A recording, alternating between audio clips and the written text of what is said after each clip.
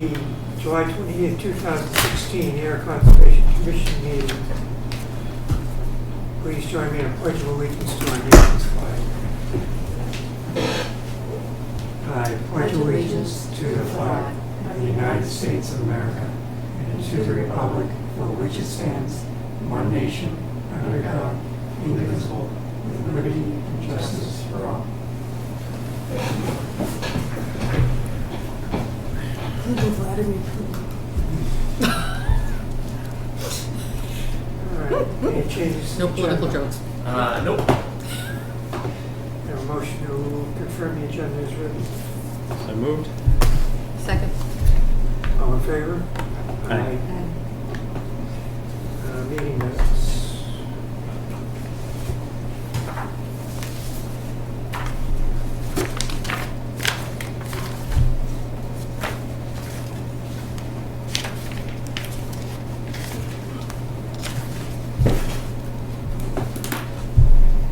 I have a couple of edits.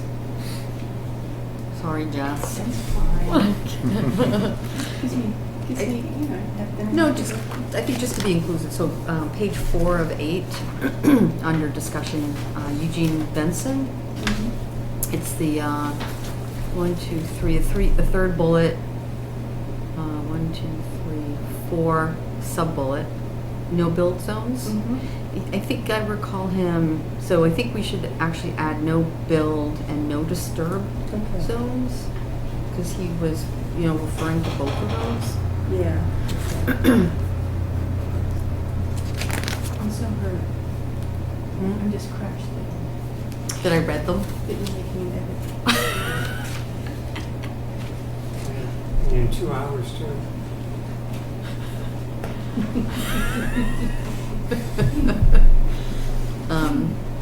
Next. And also page 6 of 8, 1, 2, 3, 4, fourth bullet, second sub bullet. I recall him saying, so it's therefore important to counter this view and stress how bylaw changes and regulations are not only important for the protection of ponds and wetlands, but also for the protection of property for the landowner as well. I recall him saying that it actually increases property values. So I could add that as a sub-bullet. Maybe, yeah, I would do that. okay. In fact, proper protection can also Increase property values. Proper protection can actually increase.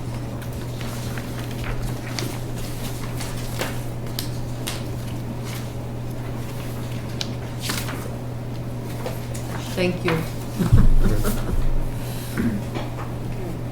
Motion to accept minutes as amended. So moved. Second? All in favor? Aye.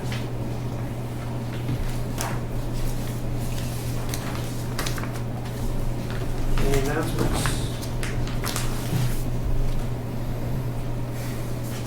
Not really. Accounts payable?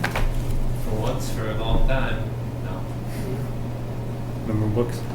I've got a few that I like, but I'm refraining a little bit. Alright. I might ask first this time.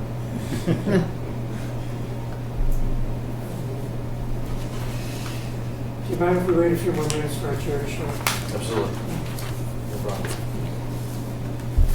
Can I include in the announcements, Robert of the Eagle Scout, or should I wait till the end? Should I wait till the end, George? Let's wait till Bill Hiller hear that to you. Yeah, that's important. Yeah, okay, all right.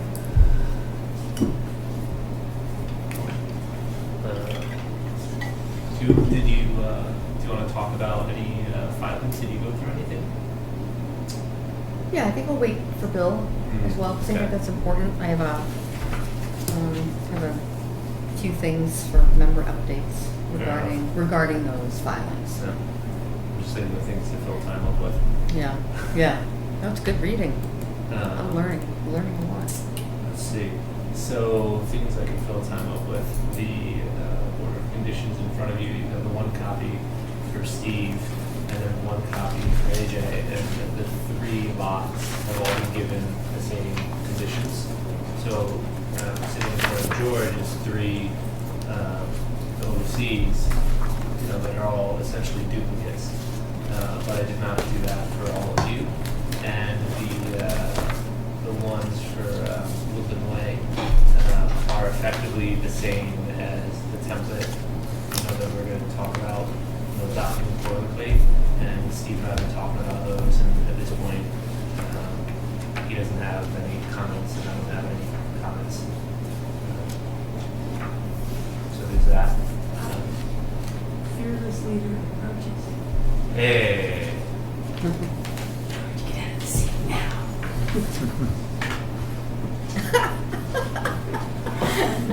Did you start? Yes. Good. I was lucky I made it to the Littleton gas station. Almost was on fumes on my way in there. So we've done the Pledge of Allegiance and the minutes, and I don't have any announcements. They're all CA update stuff. Excellent. No accounts payable? No? How about that? I know, I thought I'd surprise you. The minutes already crossed off? Just basket. Excess verbiage. How did I basket? All right, why don't we start with, when we open our 7:15 public hearing, notice of intent, Fuller Place. So I was just saying to these guys, you have three orders of conditions for the three lots, Okay. with three essentially, completely, not essentially, they're complete duplicates of each other for the actual orders. And then these guys have just the one. All right, I assume we're contentious? Yes. Okay. Really? Oh. He wouldn't have been here if it wasn't. So come on up, let's start the fight.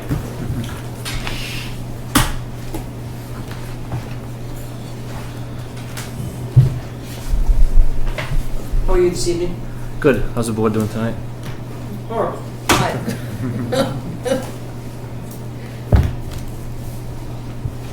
All right, so let's start with 391 is on top, so why don't we start with that one?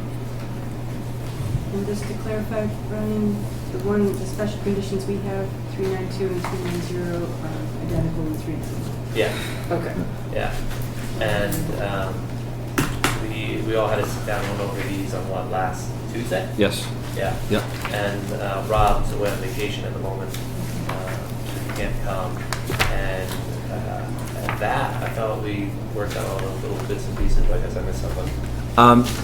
We did work out the bits and pieces. I just wanted to just point out a few things, and I don't know if it makes a difference or not. Each different special orders conditions has the same lot number, lot 3 on Oh, yeah. on that's each an one. important detail. Yeah. So the lots should have the right lot numbers. Where Each in the on the special orders on the front page, it has a in the lot 3, title? lot 4, but And when what each, about in the headers? the second page, they each reference lot 3 on all of them. Yeah, okay, yeah, that's Yeah. a fixable. I thought I got all those, but So other than that, I think it's just we're just fixing the lot numbers. I think everything else is pretty because good. you're working off of. That may not be true in what you have. Yeah, I'm just working on the ones you sent me, Fair enough. and I don't know if the updates have that changed. That should all Yeah, be clean okay, there. Okay. And I just had one other question as well. Although on the one I've got right here, front page it says lot 1, and second page it does say submitted for lot 3. Yeah, so I think they all. So that's something to double check, but I just spent, time trying to make sure I wasn't mixing and matching. So, All right, well, I've got 391 in front of me, and 391 says, project location lot 4, and the special conditions for 391 says project location lot 4. So, I guess that one is okay. And then 392 says lot 1, so mine match up. So they may have been changed Okay. after. You gotta check all, there's several spots where the lots have, are called out. So it does say here still submitted for So lot page 3. 2, that one is the one that I Page missed. three. Yeah. Yeah, Okay. On what, page 3? page 2. On the submitted for the first, A, WPA form. Oh, I got you. Yeah, that's one I missed. Okay. Thank you. All right. So, just so you know, the part that we would sign off tonight Mm-hmm. is this page right here. Sticky yellow sheet, stick them up inside. Shooting on from the other side. This page right here. Okay. So we can sign that with the notes in the minutes that this will be changed when it gets sent to you. Okay. So it'll just be the effectively paperwork, if you, as far as that's concerned. Okay. Across it. Okay. Okay. Was that the only issue that you had? There was one other clarification on,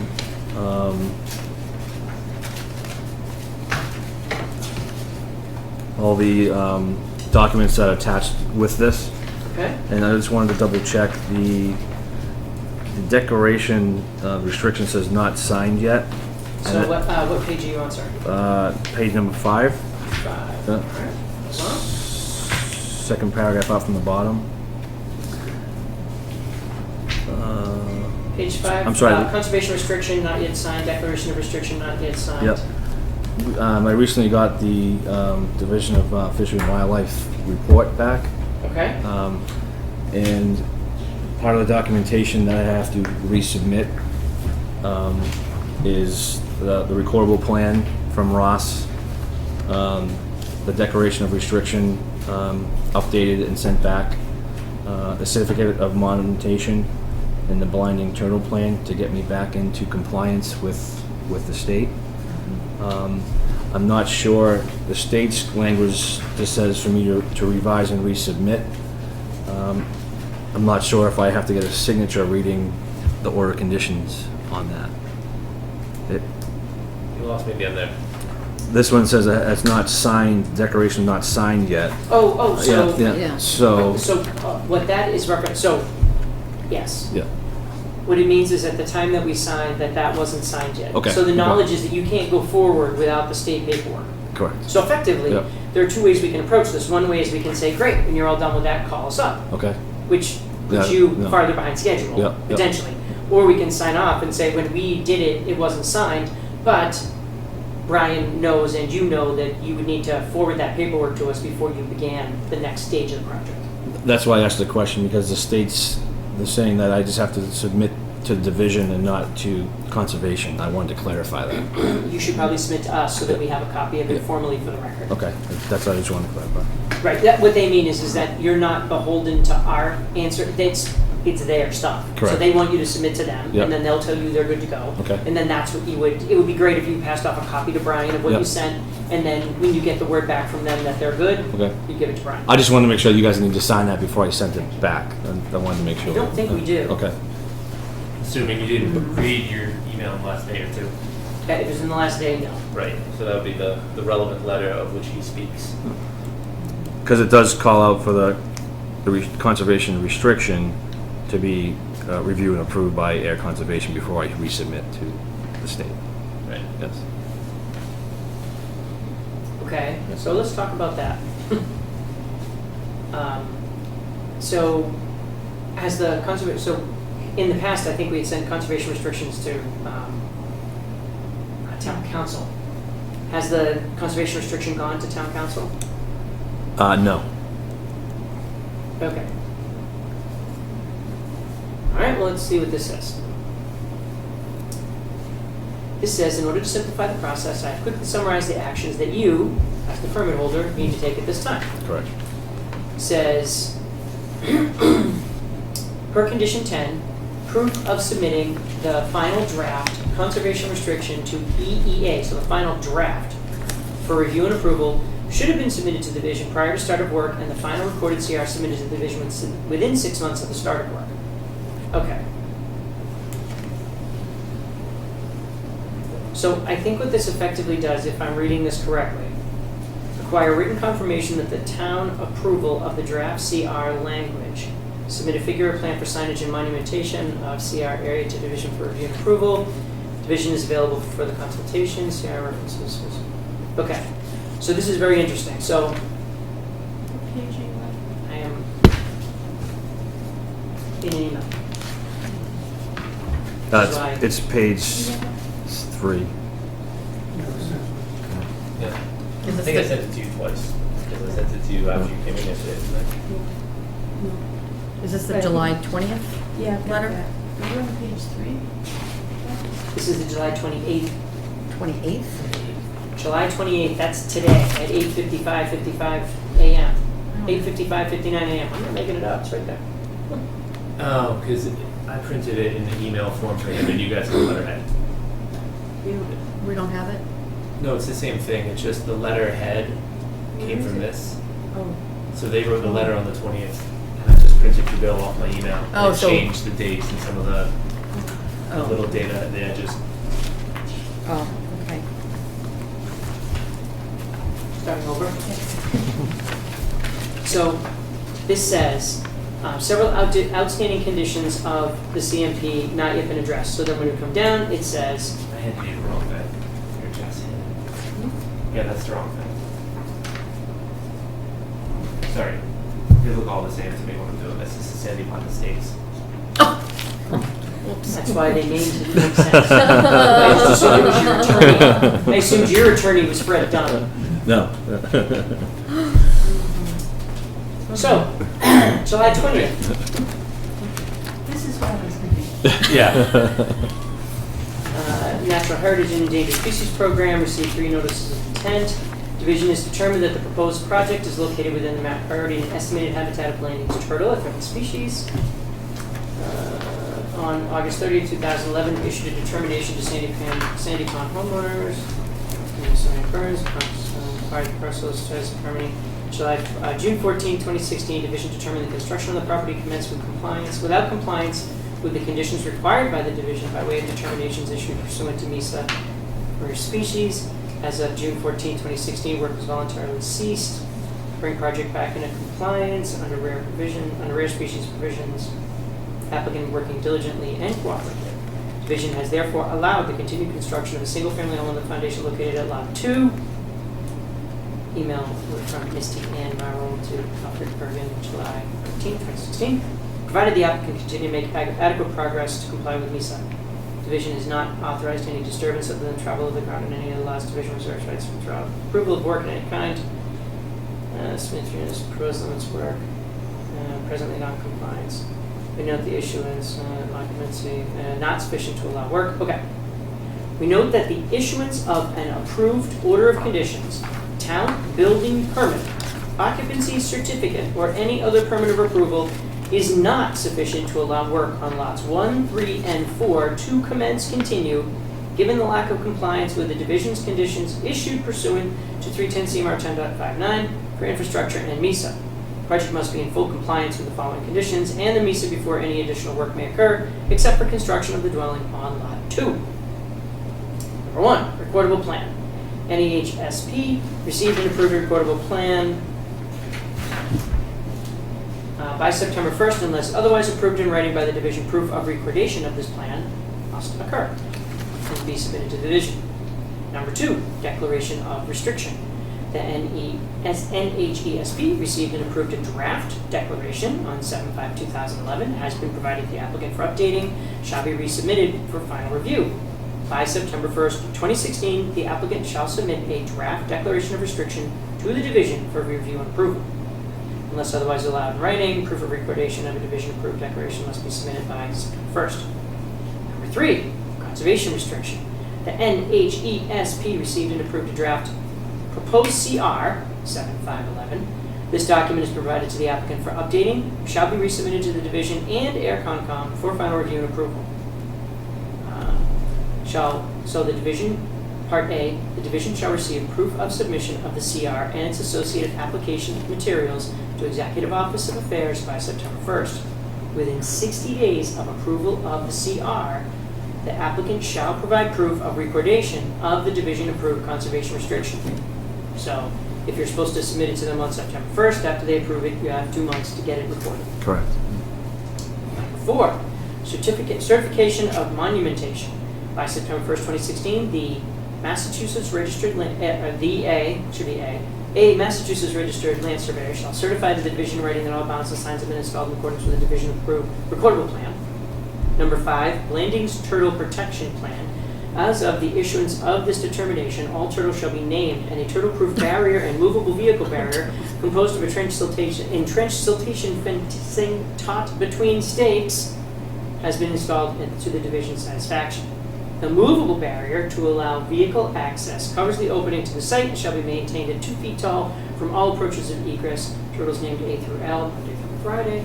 However, the barrier was not properly installed during the 2016 nesting season, during which time piles of loose material, dirt, soil, sand were accessible to and potentially used by stateless turtles. Therefore, the turtle protection plan submitted by Scott Smyers on July 12, 2016 must be modified to include the following resubmitted. A, potential nesting materials shall remain undisturbed. B, additional sweep shall be conducted by OA during peak hatchling period. C, given the lack of cover and access to the wetlands imposed by the barrier to keep out outside the work limits, temporary cover shall be provided within the site for hatchlings until they can be retrieved by OA during the hatching period. Yikes. In order to address the ongoing NISA violation and avoid further enforcement action, which includes the potential for civil and criminal penalties as specified in 321 CMR 10.6, the above noted conditions and timelines must be complied with. We ask that the Conservation Commission send a copy of the final order of conditions approving or denying the project to the division simultaneously with the applicant. Any changes to the proposed project or any additional work that beyond that shown on the site plans may require an additional filing with the division pursuant to WPA. No soil or vegetation disturbance work, clearing, grading, or other activities related to the subject file shall be conducted anywhere on the project site except as described herein. Okay, so One of the things that moves is that the trees you asked to be taken down. can't be. Effectively, nothing can happen.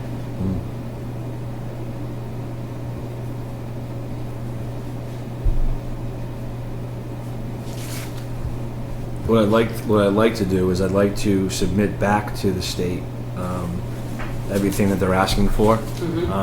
I do have the updated Blanding Turtle Protection Plan back from Oxbow. I got that yesterday with the A, B, and C added into it. I have the certificate of monumentation from Rob. I have the revised decoration draft that I submitted for review.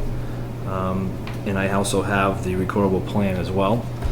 The only thing I do not have is the conservation restriction, because we have to together approve it with Air Conservation and myself before we submit.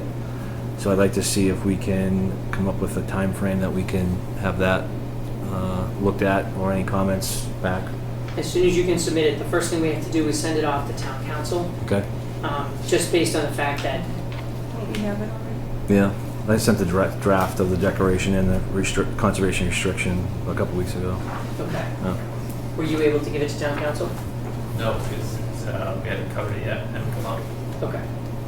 So that'd be the very first thing that we would need to do is tomorrow work with Robert to get it off to town council.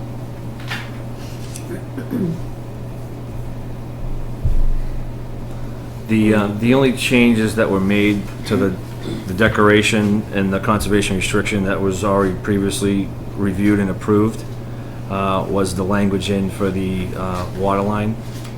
Sure. And the change of name of the new owner.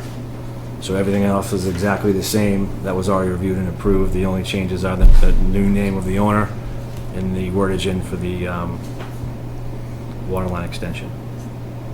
Can you point out to the area of water extension?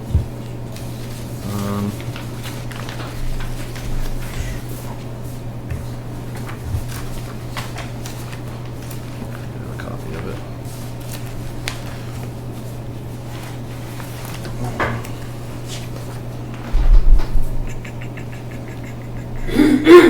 It's on page 3. It's Right to create temporary I storage. prohibited acts and uses, Yep. Part B, exceptions.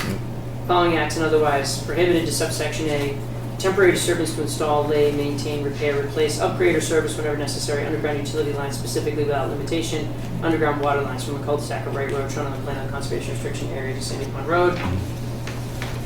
as shown on the plan of a permanent easement to use and access the utilities within the lines. And Grantors for themselves, successors, benefits, Town of Ayer Water Department reserves the right to enter upon premises, etc. Select the cutting of trees and/or invasive plants for fire protection, public safety. But that's existing language. the same language is in the declaration as well. It's verbatim. So would the DPW have to file a NOI for that? A separate NOI? They would be on their own, yeah. Yeah, they'd be on their own, okay. And quite frankly, it really just depends on what they need to do. And timing? Well, because there are different ways to do one of those directional borings. Directional, yeah. So it really just depends on where they are in relation to the Mhm. wetlands. Did you send me the newest one The newest. of that? That hasn't changed. Okay. With the one that with the language did change? I've got that one already. Yes, yeah. The two that I sent to your email was that and the two that you're reading now. Okay. All right, so stepping backwards, this is dated July 20th, 2016. It says that pretty conclusively that you can continue work on Lot 2. However, all the other items must be completed and submitted. Seems like pretty much like September 1st is your final date to submit, but it doesn't sound like that'll be a problem since, as you say, the recordable plan is done. Yep, Declaration of restriction is done. correct, Certification of monumentation is done. correct, Blendings, turtle protection and naming plan is done. correct. And so the only thing you have left is the CR. And it actually says document is provided and everything shall be resubmitted as shall remain proof this, so this application, sure. So the division shall receive proof of submission of the CR and its associated application materials to the Executive Office of Affairs, Division of Conservation Services by September 1st, which effectively gives 30 days for town council to review. So that'll be a big thing for Brian to mention tomorrow when he talks to Robert to say, we have a CR, we need an opinion back within 30 days. Yeah. Well, How about we need an that? opinion back, if I were you, if you tell them 2 weeks, they'll come in 3. Well, that's okay. Well, we should have it before our next meeting. Yeah. Yeah. What, the 11th? So I'll ask for about the 11th. Yeah. Is it okay if I submit the 4 out of the 5 things prior to that? Absolutely. You know, Oh, no, just please so- do. Okay, all right. Submit everything you Yeah. can submit. That Okay. way, if there's any holdup or Mhm. issues, you'll be all taken care of. Okay, No. This is the only thing that's making me very uncomfortable is we're relying on our town council to do their review because it's the only way that the town can sign off. okay. So, I didn't see anything in there. I flipped through real quick. I didn't see anything that was any different than any CR we've done in the past. So, okay. Wrong to you. Jess? Thank you. Okay. So based on that, in conclusion, we have lot number changes to the special conditions, but otherwise no issues, Correct. okay?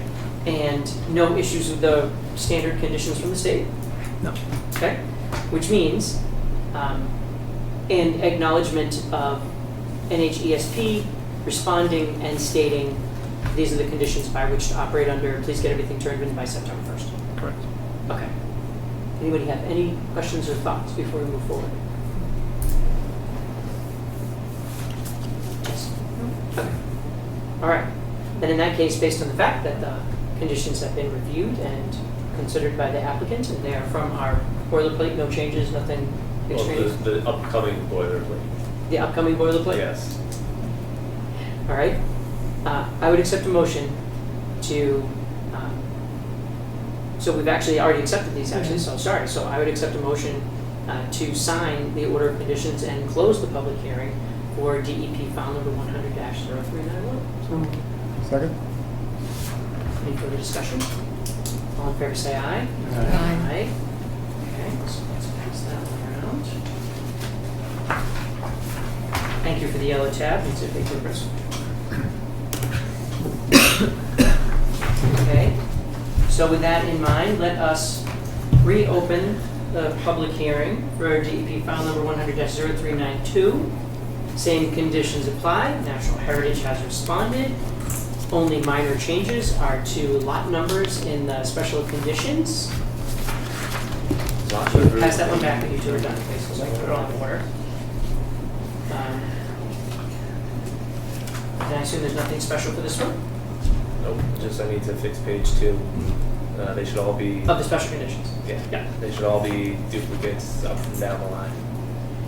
Then in that case, I would accept a motion to sign the order of conditions and close the public hearing for DEP file number 100-0392. So moved. Second. All in favor, say aye. Aye. Oh, This one's easier. So take that one and fold this one like so.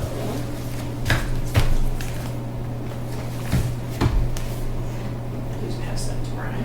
Thank you. Wait, is that 39? Oh, okay, right.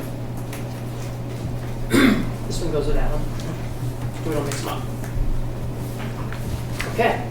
With that in mind, I would reopen the public hearing for 100-0390.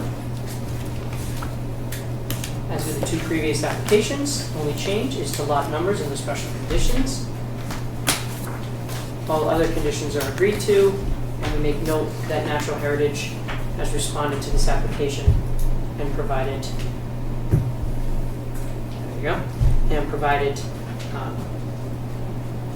paperwork that we saw with regard to description of how to proceed, including the CO. So at this time, I would accept a motion to sign the order of conditions, final order of conditions, and close the public hearing for 100-0390. So moved. Second. All in favor, say aye. Aye. So you have to, every time you drive in and out, you have to take down the turn barrier and put it back up, or how does that work? Can you leave it down when you're actively working? When I'm actively working, I can leave it out. When workers are in there for a long period of time and don't have to exit, they'll put it back. The other concern that was brought up was I also had like a chain there, but those public safety vehicles need access to the property. And the barrier might have been intrusive, so we left it movable, so if anything had to go in, and they could just slide it aside and go ahead in.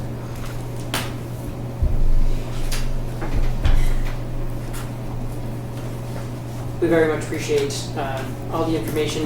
Look forward to seeing the CR. Brian will send it to town council, or to the town administrator who will send it to town council. Please be sure to copy the applicant so that we don't run into a problem if there needs to be any follow-up. I want to make sure that everybody understands how important it is. Fair enough. Easy enough. The when we talked last week, Brian, do I have to record this? So I get There's to a sheet underneath.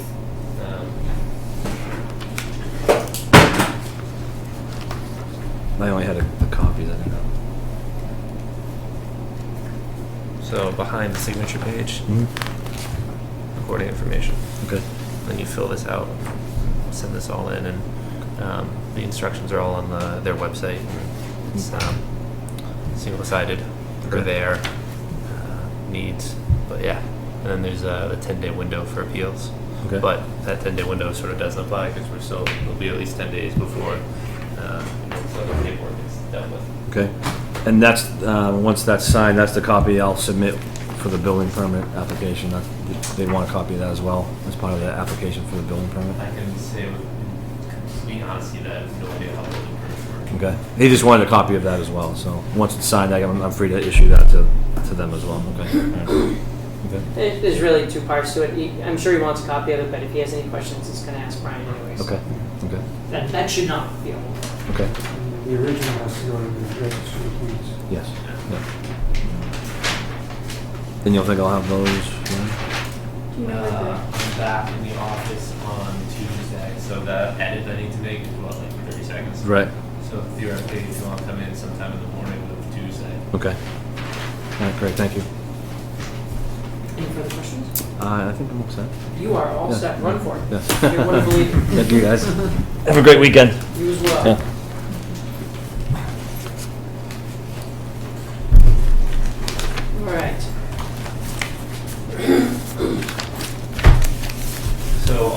Charlie A. sent in his check. He did send his check in. Yeah, he sent his check in. And Charlie said he'd be here. All right, well, you know, we are at 7:45, and we do have a public hearing for DEP file 100-0393, so on the basis of the fact that our 7:30 is not here, happy to return to his application if he arrives. Why don't we reopen the public hearing for 100-0393, infrastructure at Ridgeview Heights. State your name for the note taker, please. Steve Mullaney, S.J. Mullaney Engineering, here on behalf of the applicant, Ridgeview Realty Trust. Could you spell that? Just T-H-A-T. R-I-G-G-E. Just refer to your minutes from 2 weeks ago. And 2 weeks before that. 2 weeks before that. Okay, so when we last left our heroes, we had signed off to issue the order of conditions, and I assume you folks have gone through all the orders of conditions, and the order of conditions in front of me is approved and ready to go. I think I don't have any more little minor tweaks away that, page 2 copy of this one, because I didn't have 3 copies of yours with pointer. So, yeah, I talked to Steve at like 4 this afternoon and cleared the deck. Okay. All right, so these are all set. Wonderful. Anything we should know came in or came out? Steve, did you volunteer anything? Volunteered some nice compliments. That's wonderful. Yeah. You gave him about 2 dozen compliments on improvements and nice job. This is your new boilerplate. And I had a few suggestions on how you could streamline it a little bit more. For example, on various conditions, it references that the jurisdiction is all areas within 100 feet of wetlands or within 200 feet of rivers. It might be easier just to mention that up front. That this is what our jurisdiction So the is. jurisdiction is in that way. Right. Yeah. And that's actually one of the The points that we jurisdiction. should bring up later on Yeah. for our, what is it, our 8 Our o'clock. discussion on updating the air boilerplate order of conditions. There's a couple of spots where I don't know, like, if it's, a little bit of this versus a little bit of that, like if you, anyway. But you're gonna love the word. You might want to stay for the wordsmithing. It's always a good time. But other than that, I did my share of it. I went through every line. and other than that detail, I actually incorporated, all of your ideas? Yeah. Yeah. They were good ideas. The last time we had to do something like this, we actually had to order pizza. Wasn't even good pizza. Probably not gonna mention it on I don't mention it We'll next just let it go. So on page 6, do we want the reporting every 30 days?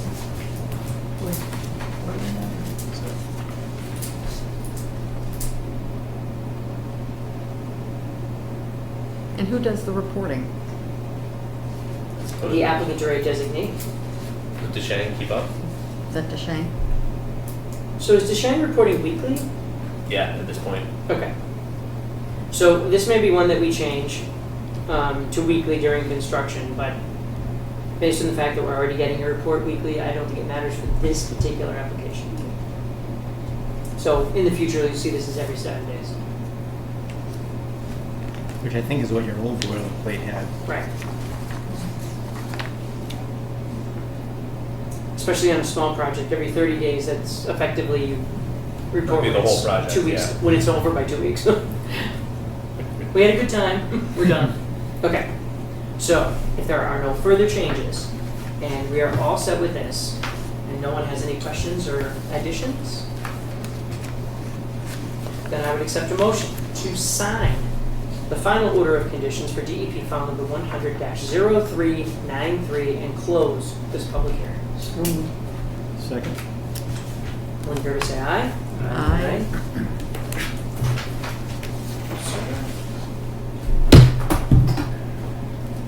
Pass that down, please, so I don't misplace it.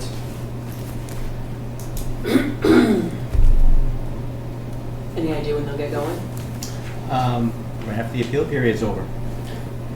And they're retaining a new contractor. Yeah, how'd that work out? It's working out well. Arthur Pyburn and Sons out of Linfield, who Linfield? it was the last contractor brought in for the Willows project.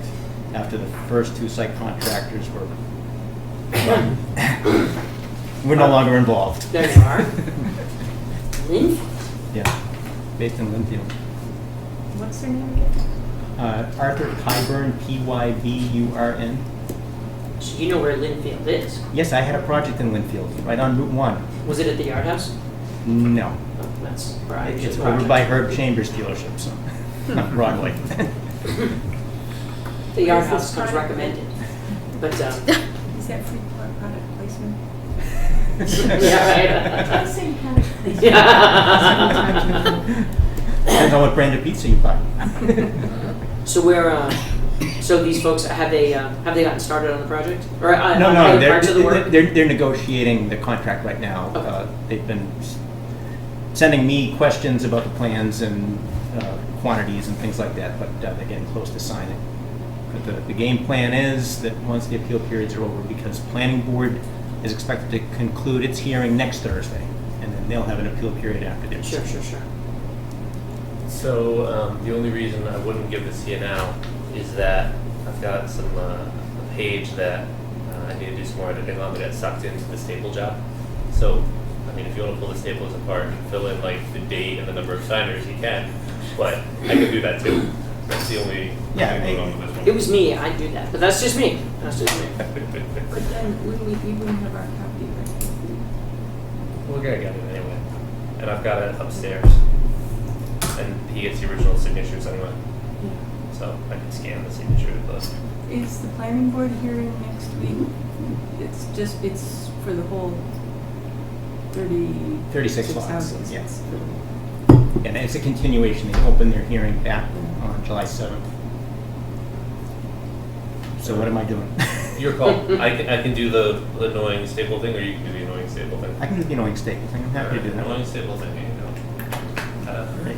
Thank you very much. I Thank you very appreciate your swift action on this, and hopefully we'll still have some good construction weather. We would like a little bit of rain, because it does keep the dust down. I was gonna say. Yeah. Well, it's supposedly this weekend, so. Bill's gonna go out after the meeting and do a naked rain dance for us. Again. All right. Well, thank you very much, Steve. Are we on camera? Not for the rain dance. Have fun with your wordsmithing. Thank you. Have a great night. Hopefully there won't be much of it. Okay. Let us now dig into our 8 p.m. discussion, updating the Ayer boilerplate order of conditions. So, the backstory there, I sent it to Steve ahead of this, and he put in his 2 cents. Rob Oliver has put in his 2 cents. I didn't get one, by the way. Yeah, right, because he actually just stole it. And actually, You could do the color. I was using these as my versions for you. Beautiful. You know what I'm going to do here? I can go print you off your own copy that's not attached to it. I would much rather do it this way. Put that, that's it. Just in case. And we will have to go up and get you a copy if you want to get into the wetland park. Sorry, the wetland application. Because Steve did just walk out with that. Anyway. There you are. So I've had comments from Steve, I've had comments from Rob, Tashang put in some comments, and they were just like, yay. We moved on.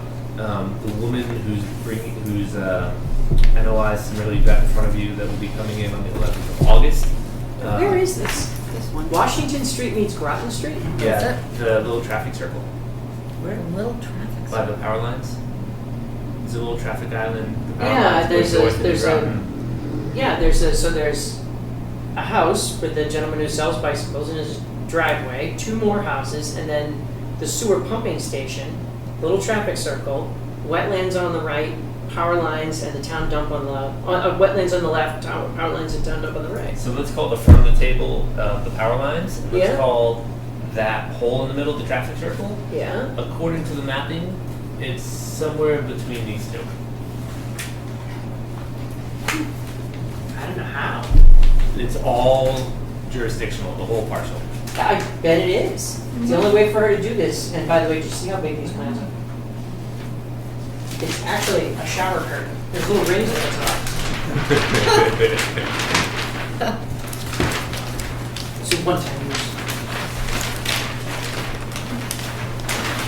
Okay. So according to this, here's the high school that comes down Washington Street.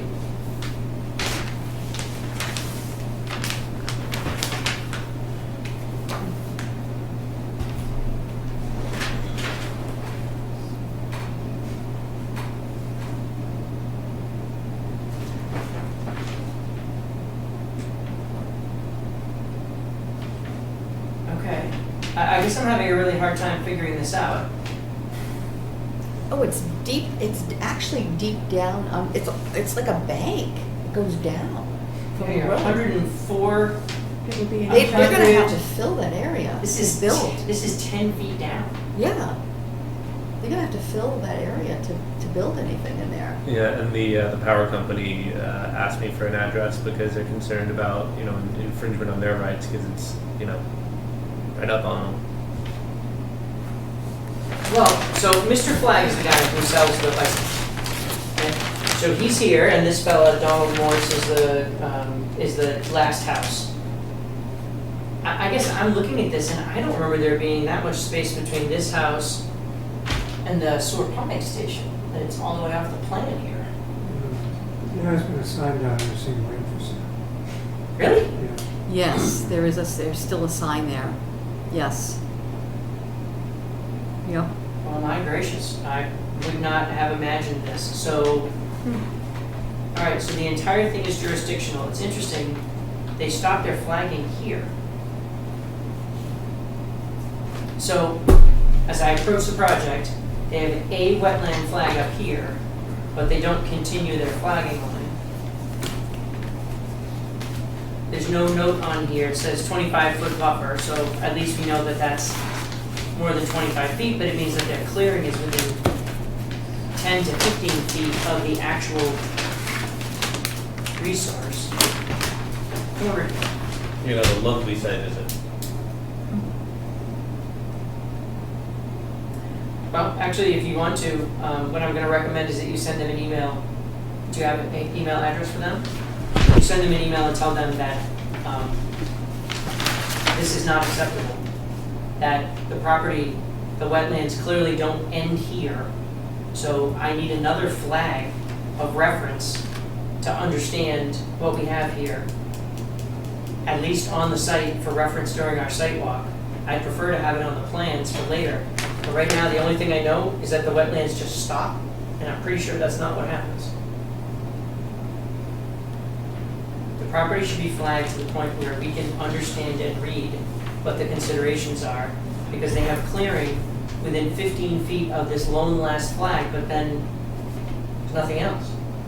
I don't know if it comes closer, I don't know if it goes away, but C1 goes to C2, goes to C3, there should be flags between the westmost part of the property and C1.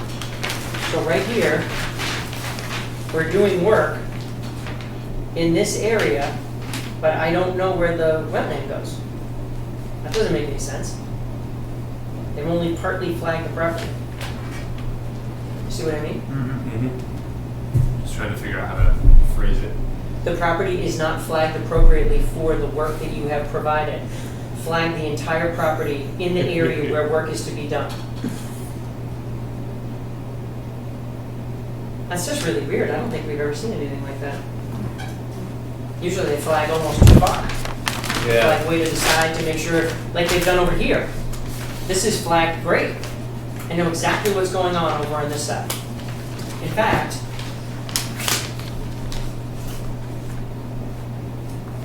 so that's off the road.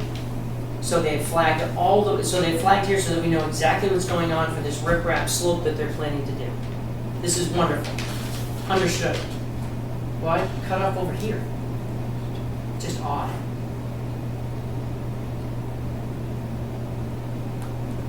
Yeah, good catch. Because to be fair, I haven't opened these. Well, you don't have enough room. That office is small. You could always buy a new table, new desk. Not this year's budget. All right, so So they'll be in on the 11th, and we'll see if we can get the plan updated and maybe resubmit the package and all that. Well, at a minimum, it would be great to have something that showed this, so that we can understand where the flagging goes. I'm not gonna go all the way to shop, but I'm surprised that this doesn't have, somebody was out there and flagged the heck out of their property and the next door property, but didn't flag over here. Just, They're not run out of flags. I guess that's possible. And based on what they've done here with this 25-foot wetland buffer, they're suggesting it goes back this way, but sure would like to have known. Yeah, this is suddenly becoming a great example of, having a no-build or, no disturb zone might be a handy thing. Well, right now, they're really, really close, and part of the walk would be to mark out that kind of thing so that we could discuss what was acceptable and what wasn't during the walk. All right, so water sewer come in from the front. Right here, while you're studying up on this, I'm gonna go print out the wetland. I'm just looking at this Boilerplates. huge drop off here, but, okay. Anybody have any other thoughts on this? Too bad it's not foil on one side. If you're stuck in your car in the winter, you can use it as one of those emergency blankets.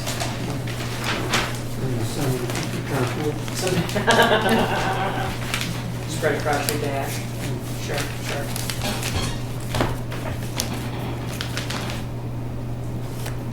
Alright, while he is doing that, says Arrow Environmental from Methuen. Anybody ever heard of Arrow Environmental? No.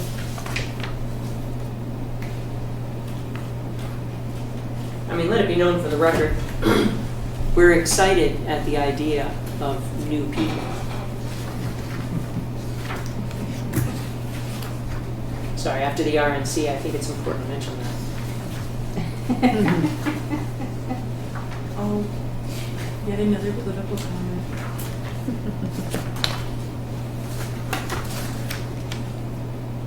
I did one earlier.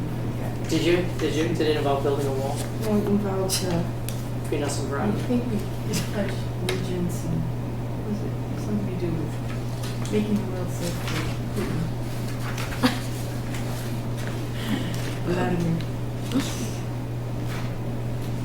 It's been quite a week in the news, that's for Yes, sure. it has. Loved some of those speeches last night, though. Last night was pretty interesting. Yeah, last night Bill's was- speech Bill's- the night before was, Yeah, yeah. he's always been that way, right? Yeah. He's always been an amazing speaker. Yeah. I thought it was very Heart, mesmerizing. very heartfelt, I felt. Although Well, you know what was great about it, and I think was the important thing, without drawing a distinction or making comparisons outright to other people, just the amount of detail that that he went into about the things that she had done, and was able to speak to all the things that she had done that were a benefit through her career, whether as an intern, etc.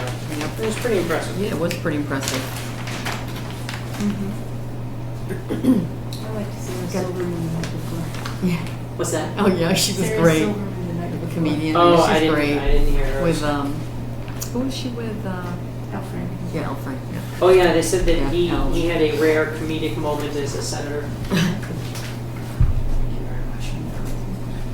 Okay, so while you were gone, we were just perusing and Digressing. digressing a bit. Yeah, Really? it is interesting. I can't imagine. I would really like to see how close this lot is to that to the force main, to the pump for the force main. So they don't need to go to zoning or anything for variances given that? Well, as you know, that isn't under our purview or jurisdiction. Did they write that in here? Oh, no, it's just like, I never am confident in phrases like, and to my knowledge, no other board permits are required. Or needed. It always helps you don't read certain things. Yeah, when you have no knowledge. Oh, well, Exactly. hold on. It says, yeah, the home will be serviced by town water and sewage, And to my knowledge, no other board permits aside from a building permit are needed for this project. So the good news is that the appropriate answer to that is, sure, not jurisdictional. Zoning isn't jurisdictional for us. Planning isn't jurisdictional.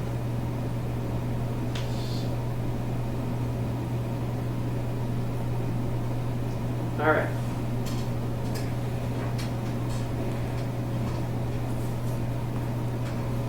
Yeah, proposed basement elevation is at or below grade, so dewatering is unlikely. Actually, you know what? That's going to be something that we should probably talk to them about. Is foundation plan is proposed and will daylight before the riprap area. Should probably include information in here. So this is one of those clear cases where there's a potential that the basement will be wet, and that we should include conditions that if a basement pump is used, that it must run out to daylight in that same area as the foundation drain. Although that actually brings up an interesting point. So, yeah, I don't think there are any controls on a basement drain. I've never seen any. Okay. All right. Do you want that to be part of the new boilerplate, or would you like to do that as No, I think that. site-specific? No, I think that is a wonderful thing to add to the new boilerplate. However, the sad part is, for many lots, there is no stand. This just happens to have. So the house sits like this, the wetlands wrap around like this, and then they've got a 1-to-1 slope with riprap over here. And this says that the foundation drain will daylight to that area. So we have lots of properties where there is nowhere to daylight a drain. So, all right. Let us begin our 8 p.m. discussion, updating the air boilerplate order of conditions. And for everybody who's not Bill, the one for Woodland Way is a working copy. Excellent. So let's skip past findings, administrative conditions. I think we can all agree. Add ADM 1, ADM 2. That one. You don't, yeah, this one you're done with, unless you want to approve So- it for fun. Is this the You area? actually debating ADM 1, ADM 2? No. I'm just checking. Wait, is this the area Steve was suggesting to state the jurisdiction? Yeah. So, in several of the conditions that were either inherited or tweaked, it says things like no fuel shall be stored within the 100-foot or the 200-foot, sure. or no machine shall be used in this space unless approved on the site plans. And what he's saying is that, that gets kind of repetitive, and you probably could do away with that extra wording if you upfront reiterate that, jurisdiction is 100 and the 200, and therefore any activities are blah, blah, blah, blah. And, Well, the place to state that would be the first time it says it, right. which would actually be, It'd go in that entry level, that first cover page kind of thing. well, so typically, here's a spot. ADM 12 is actually the first time. So, to be fair, ADM 5, in the affidavit that the landowner signs, it states in parentheses, we wouldn't touch that. Right. But ADM 12, no driveway, footing, or roof drain with an above ground or subsurface discharge, nor any garage, floor drain, deck, addition, shed, or pool shall be installed within the 100-foot buffer or the 200-foot Riverfront Protection Act. And in that case, it would say, heretofore known as jurisdictional area, Right. without prior written. So that's the first spot that I found it. So let's go back. So ADM 12, keep that in mind. I agree, that's a great idea. So let's go back to ADM 3. So, and interestingly enough, there was a fantastic radio program a few weeks ago about Archer Daniels Midland and the brouhaha they got themselves in back in the 90s when it was determined that they were fixing prices on an international scale, literally with multinationals around the world. And the FBI got them to come to a meeting in Hawaii so that they could discuss their price fixing, and the FBI swooped in and arrested them all because they had an inside informant. It was a fascinating story, and a man wrote a book about it. Archer Daniels made hundreds of millions of dollars, their stock dropped 30%, hundreds of millions of dollars in fines, blah, blah, blah. That came from AGM, You make your references, you know. And by the way, this one is ADM-3, so 3, as you know, no, so. So number 3, the approved wetland boundaries pertaining to this order are only valid with particular project associated with DEP file numbers, blah, blah, blah. That was Perfect. something Rob had a problem with, actually. Did he? Yeah. How come? He felt it would be kind of constraining, you know, and like, well, if the wetland boundary is still good, then why can't we use it in the future? And it's like, well, okay, then it, you know, it'll come up in discussion. Well, in this case, the only thing that that we would normally say is we discuss how it's only within 3 years of the initial flagging. So a change here could be the approved wetland boundaries pertaining to this order are only valid for, I would say, in fact, that's where I put it, are only valid for 3 years from the date of the initial flagging. Actually, how about of the approved flagging? Because if we've done a walk, right? Approved flagging. So Yeah. are only valid, do you mind if I write this one? Scratch on. Are only valid for 3 years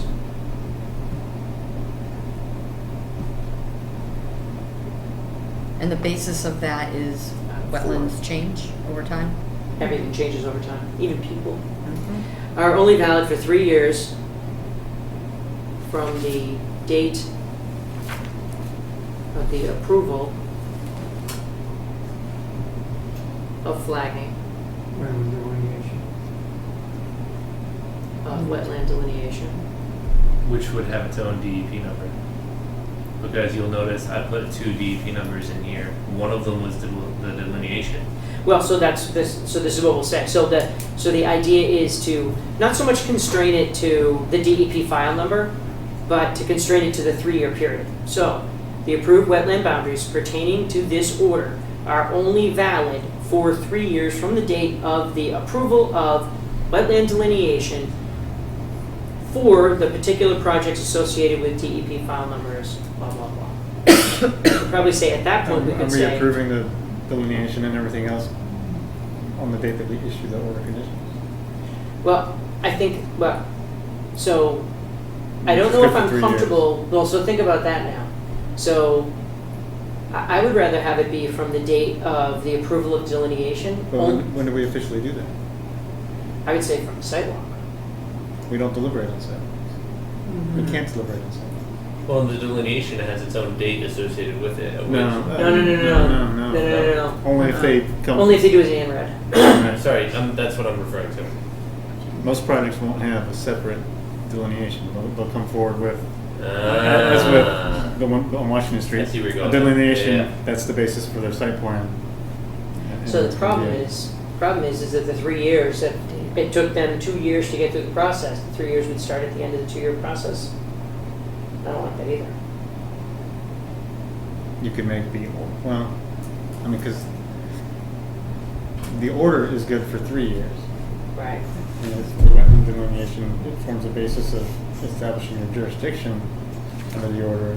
Does the wetland delineation no longer, is it no longer valid, but the order itself extends for 3 years?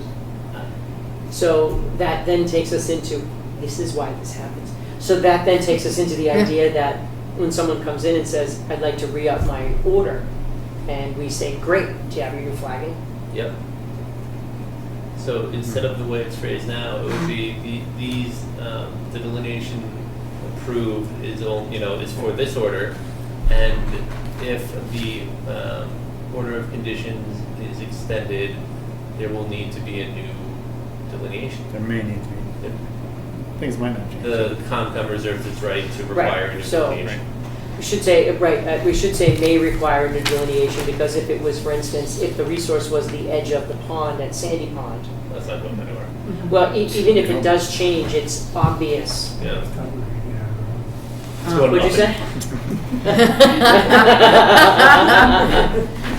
Just build it on. My neighbors do my dance.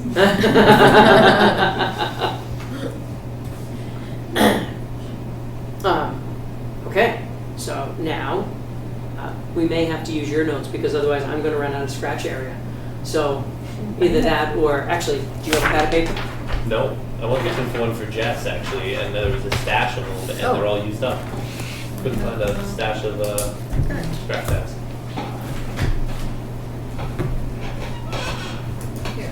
So ADM 3. No, we've got the paper right here. This is perfect. Thank you. Does Brian want some? No, I'm not So- back mine. All right. Let's go backwards. So the approved wetland boundaries pertaining to this order are, so do we want to say pertaining to this order, or do we want to say the, yeah, I guess we do. And the wetland boundaries is approved in this order. Approved in this Approved. order. Well, we have the approved wetland boundaries approved in this order. So how about the wetland boundaries Yeah, that- approved in this order?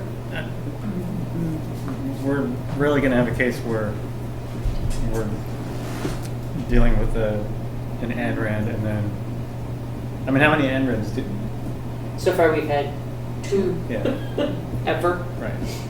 Most cases, the wetland delineation is gonna be presented as part of the, Site plan. The whole approval, thing. right, yeah. An expression I've never liked, by the way. Site plan approval. It suggests that the project is separate from the site plan approval. Right. Annoys me. Well, there's 2 things here. The wetland boundaries relate only to this permit, and not to other permits. Sure. And then there's the life of that approval. So we have 2 separate sentences. Yeah. Mm. 2 separate sentences or 2 separate administrative statements? Well, so hold on a sec. So to your point, George, so the approved wetland boundary as it pertains to this order, and so, for instance, what was the fellow's name who was just in here earlier? Was it Al? AJ? AJ. Yeah. So AJ just went forward in a way that I'm a little concerned for him with the application and the approval, and yet we still have to come back and act on his dock. Okay, so let's say that AJ built the house, and then within the 3-year period, he finished the house, he got all squared away, and then within the 3-year period, he wanted to add a shed. Okay, so I guess at that point, the question would be, what would be the right thing to do?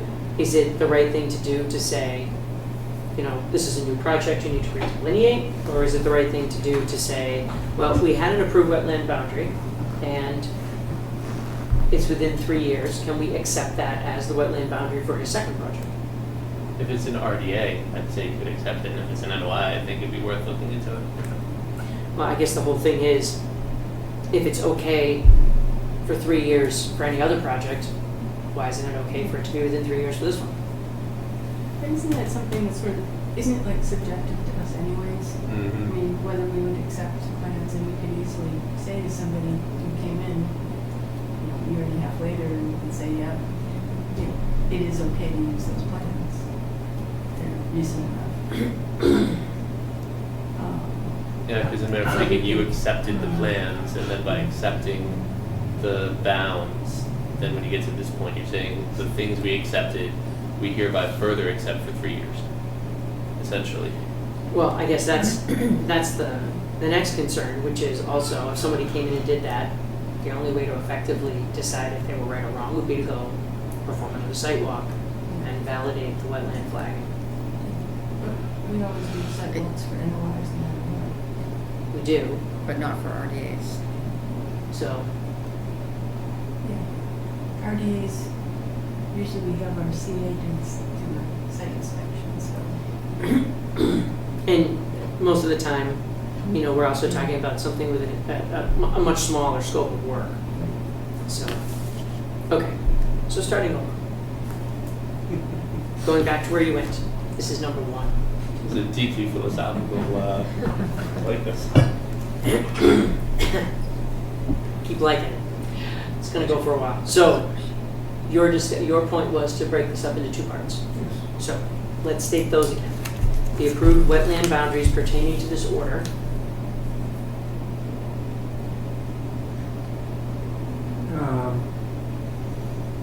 Are only valid for the project is associated with this permit. And that's enough for any other Do we need that? permit application. Because we're protected if we just end it with, you know, and that this particular sentence at the end, it was only valid for the particular project associated with DEP number 5. Hold on a second. Do you have a laptop? One day I don't Sitting bring here it trying down. to figure out why I'm handwriting.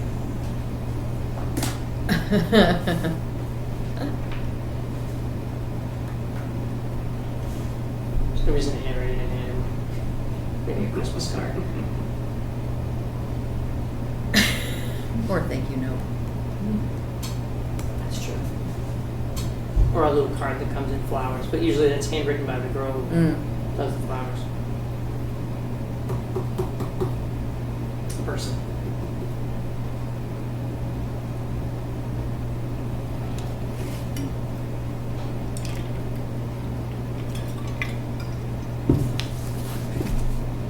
All right.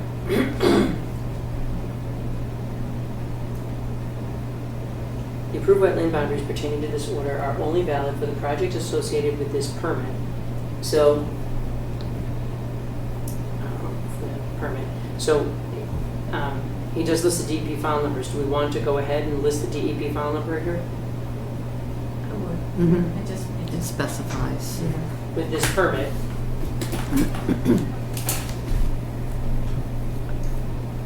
DEP, okay. I think this wording works for this project, but I don't think it's gonna work for projects that don't have NREDs or reconciliation. Well, so, Because it implies that the approval of the wetland boundaries comes before you issue the order of conditions. sure. Most of the time, that's not gonna be the case. The way I would. Right, I think we're back to the same idea. I wish there was so, Well, I'm thinking in case where a neighbor wants to do something, gets the plan, says, well, you should have gone to here. sure. Look, my neighbor did this, and yeah, my shed is within that 100-foot, but it's on my property, here's his plan. Yeah.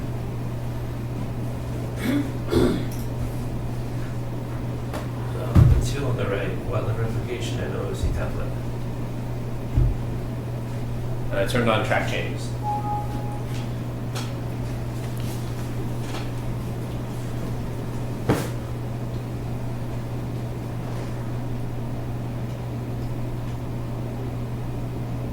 Is this supposed to be fuzzy? No, it should be dimmer since I took, I unplugged it. Yeah, there it goes. It was really dark.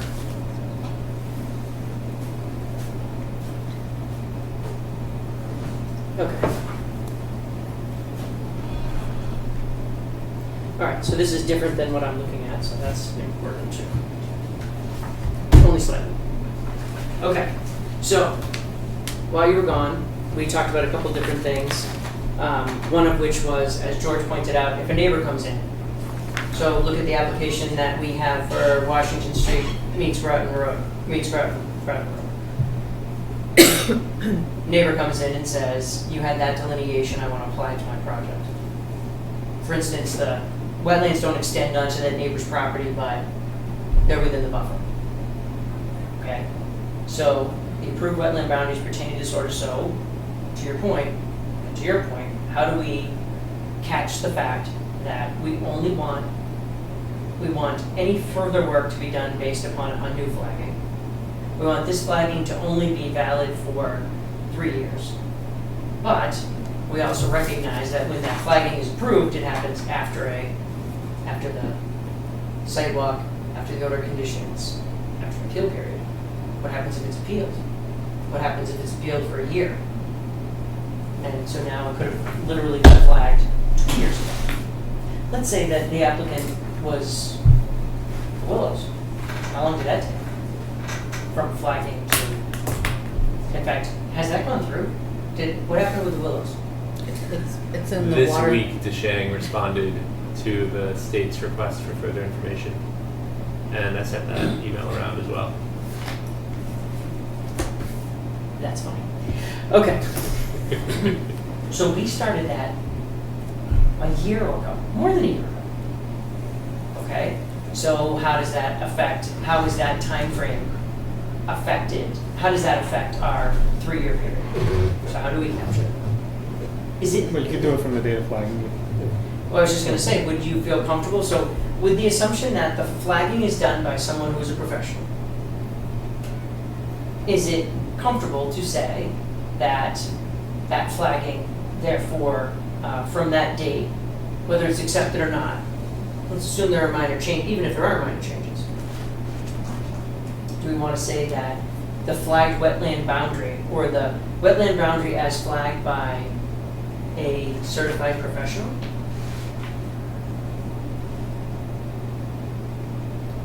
Is I think valid it's for this order, for 3 years? I think it's assumed. Flagging is always assumed. Well, No. would we ever? You would never sign. I would never sign off on anything that was not. Neither would I, but, so a guy goes out, Fred goes out and flags it, and Fred's not a biologist, and we declined it, but it was flagged as of 7/28. So backtrack a little bit, what exactly are you trying to accomplish? Exactly. So what we were trying to accomplish is that the wetland boundary does not just survive ad infinitum. The wetland boundary that we're using applies only to the project that we're talking about and is no longer valid after 3 years. And that was when we got into the whole idea of, well, from the point it's flagged to the time the project, is finalized, like with the Willows project, that flagging happened in 2014. Right. At And this so- point, 2015 at the latest. So during your review process, at some point, you would perhaps ask for it, but if you've gotten to the point of issuing an orders, you've theoretically said, we're okay with everything as presented to us at this point. Right, but what we're now saying is that, so you come back to us with with a new change or whatever, and we say, well, please refer back to ADM3, where your wetland boundary is now, it now needs to be reflagged or checked by a certified So at the biologist. point that the order of conditions is issued, you're putting the wetland flagging on a timer. Well, and then because that time could be a year, if, for instance, you have a very adamant neighborhood group, Well, that's what I'm trying to. so make now the it's point. already a year old when I put a 3-year lifetime on it. Right, and what I'm saying is that the point at which you sign off on the order of conditions, you are content with the status of the wetlands, however old the delineation may or may not have been. And that's why what we're saying is, in order to avoid that, the approved wetland boundaries as flagged by a certified biologist are valid for this particular project, are valid for 3 years and this particular project. Rather than the 3 years, do you After the, right. do you want to say that at every point the order of conditions is extended? Well, that's why one of the things we were saying, and I'm sorry you may have been out of the room, we said that every time the order is extended, we effectively reserve the right to say, go back and flag it again. Right, and in the case of, say, the Permit Extension Act, because somebody wouldn't have to come Well, back in. that's very separate. We weren't given the opportunity to say anything during the Permit Extension Act. The Permit Extension Act was pure and simple, the Permit Extension. Right, and so the Permit Right, Extension was- Act would have theoretically extended your approval of 3 years to, say, 7 years. At that point, the other way to look at it is the Permit Extension Act was a economic act and had nothing to do with conservation, and so therefore really didn't affect us in any way other than we were as out of the loop as we are with the power. Well, I'm bringing this up because the reason that AJ can have a dock is that the Permit Extension Act extends internal deadlines as well as the tip-top deadlines of a permit. So in this context, if you Was that something you guys talked about before I got here? No. Because the dock license is a 15-year Right, license, it's not there's- a permit. there's a and lot of That confus- would extend, that would be. No, I got Yeah. the story from on high. So it's a 15-year permit.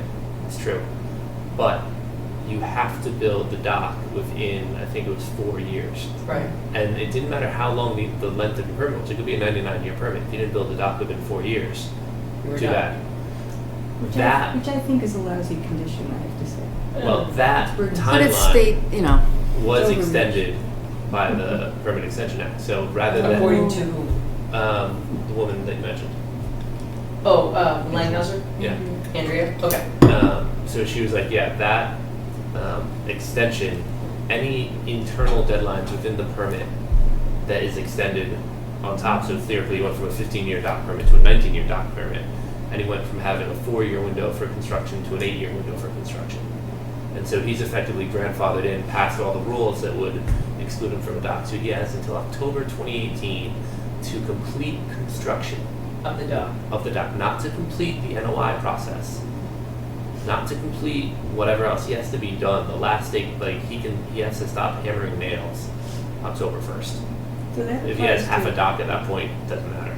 So that applies to everybody, and who got dock permits in 2009, 10.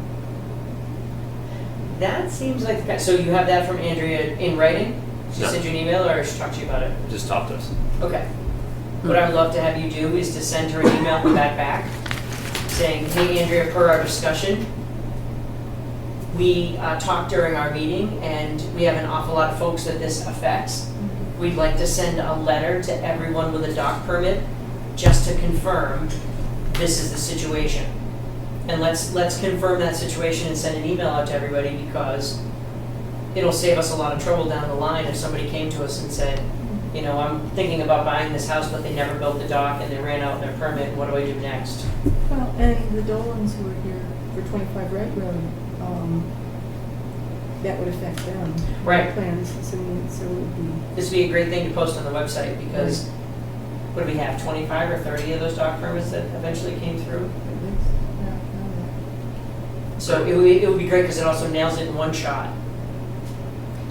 So I'm still confused. Does this all supersede not being able to build a dock within ACEC? No, it's a No. grandfathering thing. So in other words, So, so the ACEC requirement, right, so the short version is, the pond is within the ACEC and it's a great pond. The rule that was passed down was that you had to comply with the permitting because you were on a great pond. Okay, Right. Chapter 91. right, right. Interestingly, when the ACEC was passed, they included the whole project,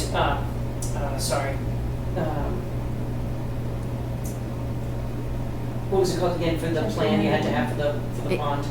Oh, resource. Resource Resource management. management plan. The ACEC stipulated, the ACEC in its origination stipulated that going forward, you had a certain period of time, and then after that period of time, to do a dock on a great pond, that was inside an ACEC. Okay. Would require the resource management plan. Okay. And so, And then you and just then you were, and null- then you null were- and void Well, after it that was, point it in was time. more along the lines of the fact that somebody would have to, a lot of people would probably have to sit down and pool money and effort and resources and do a resource management plan, which isn't so easy. And so what they were effectively saying was, here's a great way to manage this. Mhm. Don't do it that way. Mm-hmm. What do you mean? Don't do it that way. Come in and do your dock permit ahead of that. Right. Ahead of that timeframe. Right. So shortly after that, the economy crashed, and the governor said, hey, or the legislature said, here's a great way, we're gonna extend permits for people because they may be waiting for things, and so we don't want your permit to run out and cause you to have to come back for all that cost, et cetera, et cetera. So unilaterally, the state government decided that even though things might change, permit would stay the same. And so therefore, under that thought process, the elongation of the permits would apply to our Chapter 91 dock licenses, just as well as they apply to folks' orders of conditions or building permits. Mm-hmm. And so does Permit Extension Act add 4 years? Or- So whatever Andrea says, we want it documented in writing so that we can post it on our website that says that Andrea Langhauser, the person who would know, said that this is what happens with your dock permit, please keep this in mind. Remember, if you had a 4-year period to build a dock, you now have until April 1st, 2018. In the case of this, it was October. There you go. And it was the case of this based on, It said October within the permit. Like, that was when the permit was signed. So basically what we need is the number of years it's extended from the date of each individual license. right, Mm-hmm. Yeah. because it's not fixed at October 1st. We did those permits over a period of 6 months. Right. The thing that's fixed is the permit. You know, its life is extended, but so the Permit Extension Act extended the permit deadlines, right, across the board. But by Well, any of those permits that were extended, exactly 4 years. any of those permits that were extended, if they had an internal deadline of some sort, Even that's extended. Right. that's So- all that happens. So in this context, a dock permit has an internal deadline, Right, which is similarly moved. Okay, so, So dock licenses themselves are 4 years more now. so, yeah, the 99 one theoretically, the 99-year one theoretically is now Well- 103 years. okay. Well, we were on 15s here, so, Yeah. okay. Anyway, But no. This is big to post on the website because we just had folks who were in here a few weeks ago and we told them to go figure it out. So now we figured it out. That's even better. Okay. Andrew's last name. Land? L.A. It's in the minutes. yeah, it's in the minutes. Oh, okay. I'll look it up. Yeah. All right. I did not have you folks on tonight. Did I miss No. something? No, so that was part of my, my update. But I didn't expect you to come in. I was gonna verbally update your plan. But we're glad you I'm glad you came, because now you can update us. Well, I tell you what, why don't we, since we are free-flowing, why don't we, and since we're really knocking this out of the park on ADM3, Might want to come back to this one.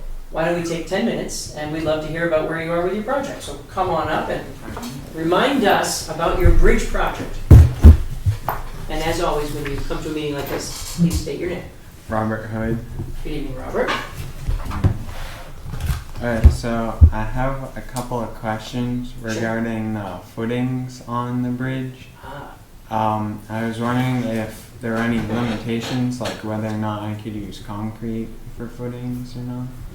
Well, that's interesting. So, there shouldn't be any limitation that way. We can go ahead and use concrete. So, one of the issues that we'll come up with is, I'm assuming you would want to dig these in. Have you talked to anybody about design? Not yet. Okay. So, typically, there's two different kinds of footing. You can do a slab footing, which effectively floats on the surface and is probably not the best for a bridge. And then you can do a poured place footing, which goes down 4 feet to get below the frost line, which involves a lot of digging right next to the stream. So we would have to be really careful about the dirt, etc. So Bill, can I preface, so Robert and I did a little trail run. Yep, we went and checked it out. There, it's sloping. Yes. From, right? And so Robert wants to build not over the rocks, but on, so as you're going toward the dump, Yeah. on the left-hand side of the rocks. Toward the. So if you're running transfer. toward the transfer station, going Okay, so over. I'm on the other side Yep, of the stream, Yep. coming back. coming back. Okay. Right, he wants to build to the left To the of, left. of the rockway, Okay. that walkway. Does that make sense? Yeah, I'm just trying to picture it. Did you take any Facing the- photographs? Facing the dump, I facing have the transfer some station. photographs on a thumb drive. Ooh. If we can You know how to make this work? I know how to make it work. It won't work. It won't work with the thumb drive? I can if you want. Oh, there we go. Huh? Yeah. Well, let's even go all the way to a lesson. So this will be interesting because the rundown that I got from Cindy was that wasn't a thumb drive. What's on the that? side. Well, that isn't a That thumb is the drive. That's control for the keyboard. that's for the keyboard and the mouse. Yeah. But there are other ports. Are there other ports in here? Oh yeah. Yes, yeah. 3 more on this side. Leave it to FinCom. Well, it's nice when you put a nice budget model up here, the numbers are about that big. Excuse me. The more contentious they are, the smaller you want. Obviously, No. I just have to remember the password. it's on my the orange paper. If you flip it over, open up the Oh, folder. sorry. That's okay.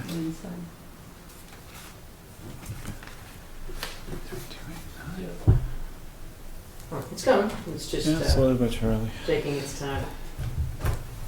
Oh, actually, there's a few trees down as well that need to be cleared. Which trail? Or which, I guess which Um, set? Oak Ridge Blue. Oak Ridge going up, so if you go around and then sort of down, what trail is that? Is it the Well, it's science pretty trail? Do recent. you know where the lady slippers were? On the, at the merge, or at the split, at the split? Which Which split? All right. I thought you knew where they were. All right, so let's- The only latest let's slippers start- I It's know like the were- main actual trail computer after as well? start on What's the that? bridge. Habitat Is this a viewing. computer as well, or is Yes. there a desktop No. somewhere? No, So it's this a is- built-in this is the whole computer. kit and North caboodle. of All right, let me draw. All right. If you start on like Oak Ridge, just take them heading towards the pond and the trees. Okay. Yeah. Well, Probably from let's- last Saturday. Yeah, it was Let's put them on last- a map. Yeah, yeah. Let's grab one of the maps. And Okay, I'll let's show put you them where, on. yeah, yeah. That's probably Andrew Crowley, Okay, who's the science trail steward. okay, okay. So should we contact, can we But, contact him? yeah. Let him know? Mhm. Yeah. Excuse me. Take it up. But I'd like to be able to What's that? tell him where it is. Yeah, where it is, yeah. It's all Yeah, touch, yeah, yeah. touchscreen, I just wanna, Yeah. I'll open the photos. I'll play Vanna White, see if that's okay. I'm leaving that alone.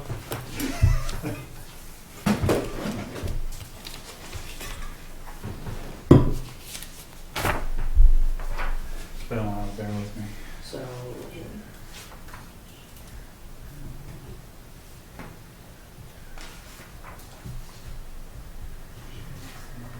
I got the feeling that you actually wanted one of the others. Yeah.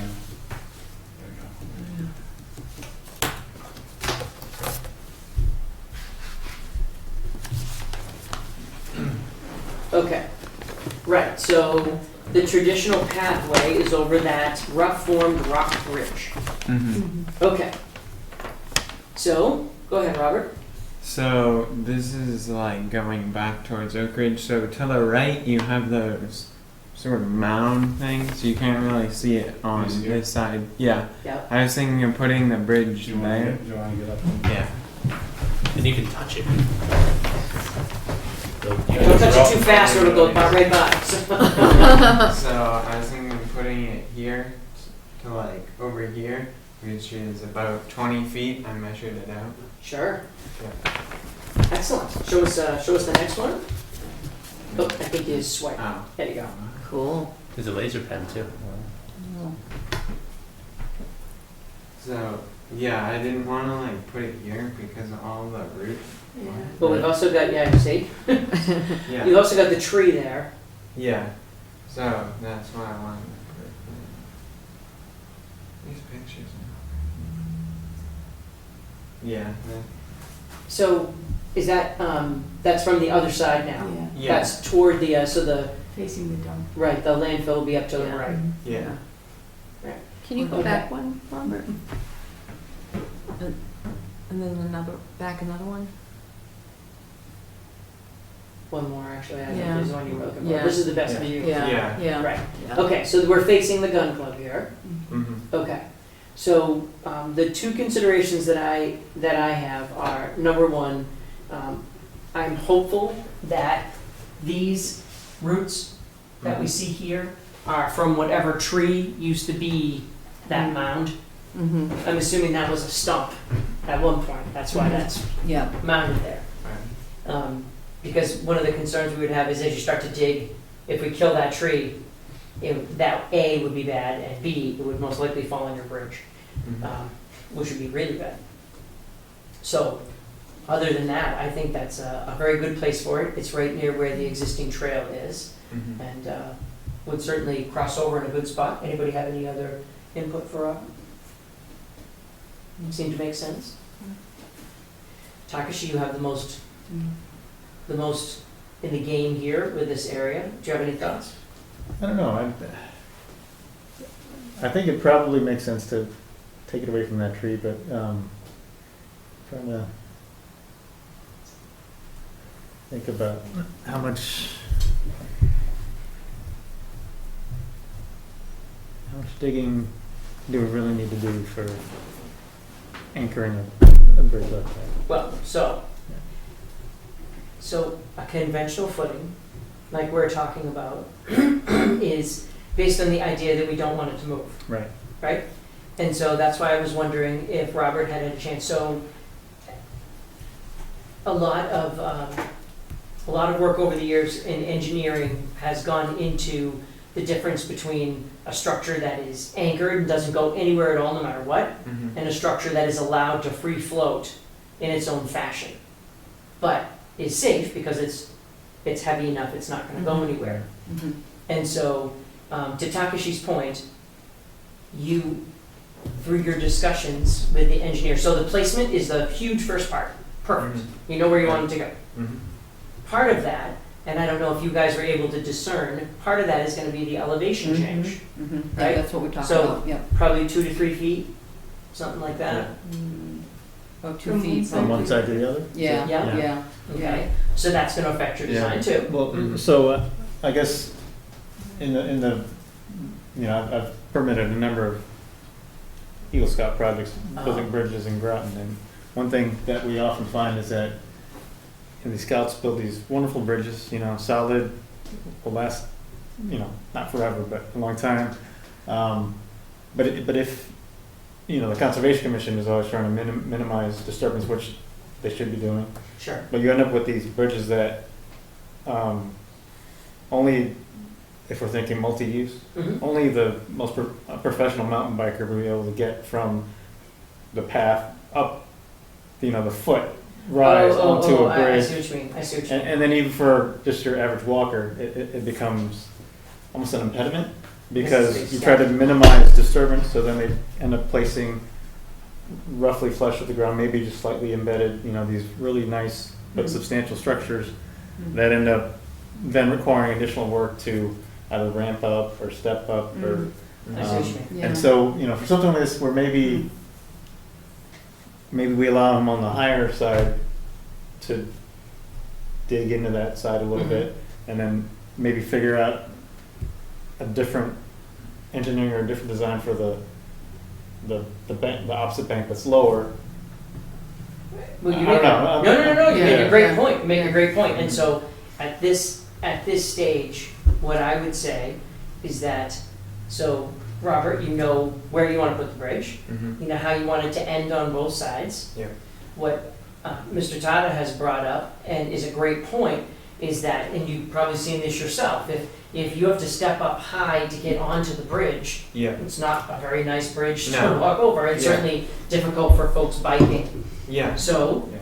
one of the considerations that you might want to discuss with Cal, over Mr. Goldsmith, would be A, how low the bridge comes on both sides Mhm. to allow for better access for walkers and bikers, Mhm. and B, what are his thoughts about constructing the bridge such that it sits on a footing so it effectively floats. Mhm. So, when you build a house, from an engineering perspective, Yeah. when you build a house, you pour a foundation and a footing so that Yeah. the house doesn't shift Mhm. due to freeze thaw. Yeah. Okay? So, in this particular case, if the bridge shifted because of freeze thaw, it's Yeah. not really that big of a deal, Mhm. right? Mm. So, one of the ideas, and to Takashi's point, one of the ideas would be to have one edge, it's easy enough to make the leading edges come down to within 3 or 4 inches of grade. Yeah. And then the bridge moves with the freeze thaw. As long as it was designed to move. One of the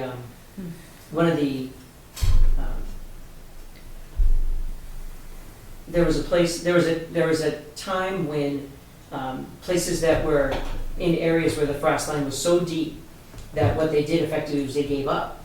They said, okay, I get it, the house is going to move, no problem. And so what they did was they would use flexible tubing, and they would pour a slab, and it would allow, so if the house moved up and down a little bit, that they didn't lose their gas connection or their water connection or their sewer connection. And thus, it was allowed to float. The slab was allowed to float. Most of those projects failed miserably. However, your case, where you don't have water or sewer or electricity, it would be just fine. If the bridge moved up in the winter and sank back down in the summer, that wouldn't be a bother at all. Yeah. So, from an engineering perspective, you know where you want to be. So now you just need to figure out how to do the construction. I'm very excited by this. I think this is a great plan. Okay. I've also seen different approaches to anchoring or not anchoring, as the case may be, but sort of securing or stabilizing a bridge without necessarily digging it right into the ground. The one that's coming to my head is, two pieces that were, I forget how they were sort of cut, but the supporting beams, I'm not No, you're right. a carpenter, but rested in a slot that would prevent, lateral movement Sure. on those two pieces that were minimally sort of anchored, if you will, but didn't require a whole swath of the bank to be dug out. No, I So think that's one possibility. And there might be others, and hopefully talk to an engineer can give you some other ideas. Yeah. So I was kind of along the same line, although I guess what I was thinking of was more of a slab on each end. So that pins the bottom pieces in on both ends, okay? Does it on both sides. The slab can float, it can move. The only thing that you would do is you'd do some prep underneath it with stone for a wash. You would dig down 3 inches all the way around so that you could bed it in stone so that when it sat on the stone, if water got underneath it, had a way to flow away. And then what you could do is you could actually do a ramped spot up to each side. Yeah, that's what I was thinking. There you For, go. Like, since this is lower, just have like a ramp thing. Absolutely. That's cool. Which would be pretty easy to do Yeah. so that a biker or a hiker wouldn't have the big step in that spot. They'd right up and over. Yeah, that's cool. Well, that sounds like you're on the right path. No pun intended. So, what do you think is your next step? Probably talking to that engineering firm to find a design, and then talking to Mr. Moore about building it, stuff like that. Absolutely. So, you remember Mr. Goldsmith, he gave you his card? Yep. Great.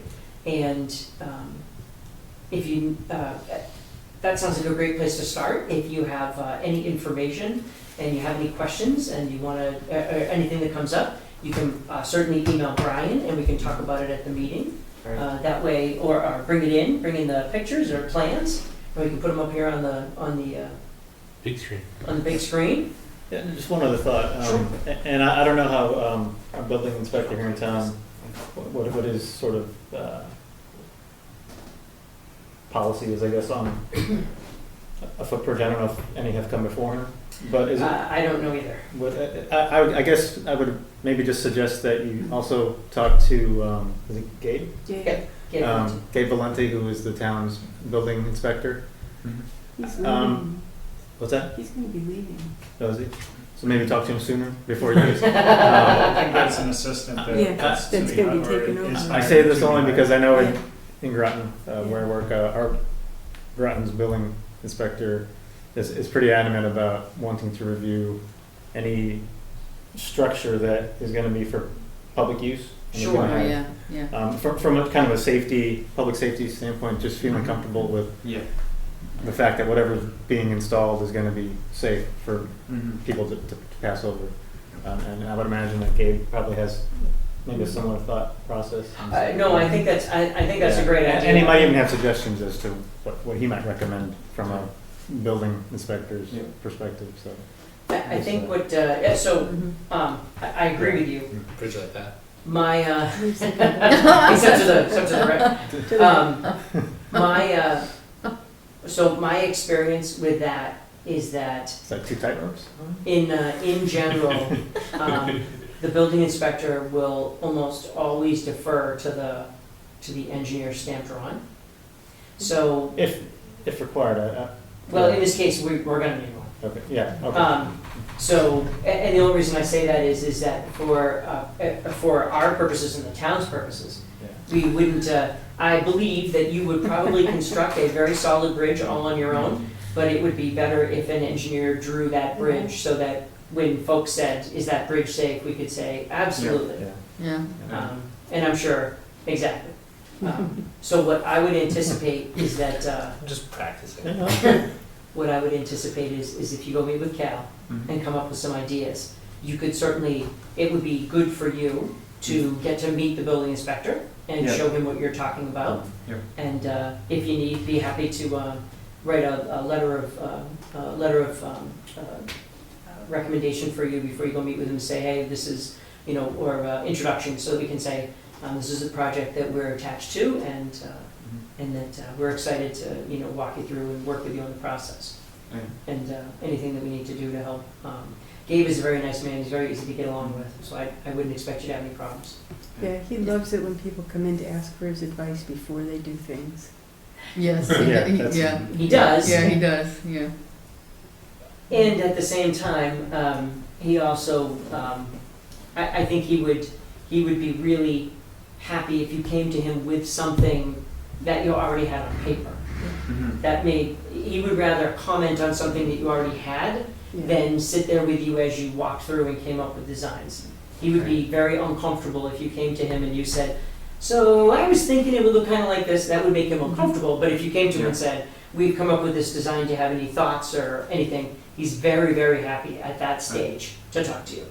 Okay. He likes to be involved in the later part of the process. Yeah. Your ideas and spitballing, he's not going to be able to do that. And he's in on Tuesday and Tuesdays. Thursday mornings. Do you think it would be helpful to also have a design, kind of a draft design before you go talk to Cal? Probably. Okay. Well, Okay. I think at this point, if, the measurement is 20 feet and Uh-huh. then, et cetera, Yeah, I think at that point, Cal's probably gonna walk through a couple of ideas, different ways to make it happen, Uh-huh. laminated beams, et cetera, what it might look like. do you And think then so? at that point, Yeah, you might then need to go get more information, just guessing. yeah, Because at that point, we start to get to constraints of materials. So, yeah, yeah, for instance, Cal might suggest a specific piece of material, and that is only good for X feet. And so there's always a little back and forth in the design process. yeah, yeah, So, yeah. but this is great. So Yeah. you know where you want to be. Now you just got to get there.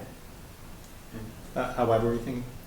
I'm not sure. That was one of my other questions. Is there like a limitation on length or width?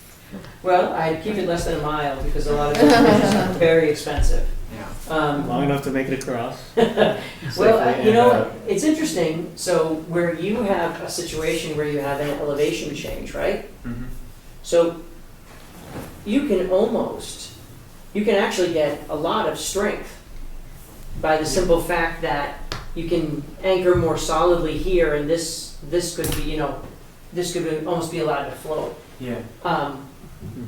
And at the same time, there are also some considerations to the fact that you don't want it to go this way off its pins. Mm-hmm. And so Cal's going to have some ideas about that. Yeah. There are different types of anchors, some that don't disturb the soil, that can be used to anchor the top. My guess is that if the top was anchored, that the bottom could be made effectively to free float and almost like a dock. So folks have a dock and they anchor it at the shore, and then the dock goes up and down. To that question though, does anybody happen to know more or less the length of that rock here? Well, It's Robert, like you were 20 saying you feet at measured one point. 20 feet? Where did you measure the 20 feet? I measured 20 feet from like here to there. You can Okay. draw it if you. It was also like a while. It was also a while ago. There to there? It's 20 feet? Like over there more, but yeah. So Well, off the screen. yeah, Okay. like that. Well, if you were standing there, about how far away from the water were you when you started your measurement? 2 feet or so. I wasn't like right on the bank. Okay. Because I knew like it has to be in the anchor. Sure. Yeah. Okay, so a couple feet back on the top, and about how far on the bottom? About the same or a Yeah, little more? probably about the same. Okay, and you got 20 feet. Mm-hmm. Okay. So if it were me, I would say that you want to work with a limit of 20 to 30 feet, Mm-hmm. right? And at that point, it starts to get, the materials start to be the tricky part. Yep. And so Cal can go over this with you. He's certainly designed things like this before, I'm sure. Mm-hmm. And based upon the amount of load that he has to consider. So Do you guys have a deck on the back of your house? No, but we Okay. used to. Okay, so for instance, if you had a deck on the back of your house, the state has determined that decks need to have more capacity than the inside of your house. So for instance, my boys at their mom's house, there's a porch off the back of the house. Really, really nice one. And if you're inside the house, the loading on the floor is 35 pounds per square foot. That's the load that you carry when you design the house. But outside, the load is over 100 pounds per square foot. And the reason is that the state has found, and the country has found, that people crowd on decks. And there have been some terrible deck collapses over the years.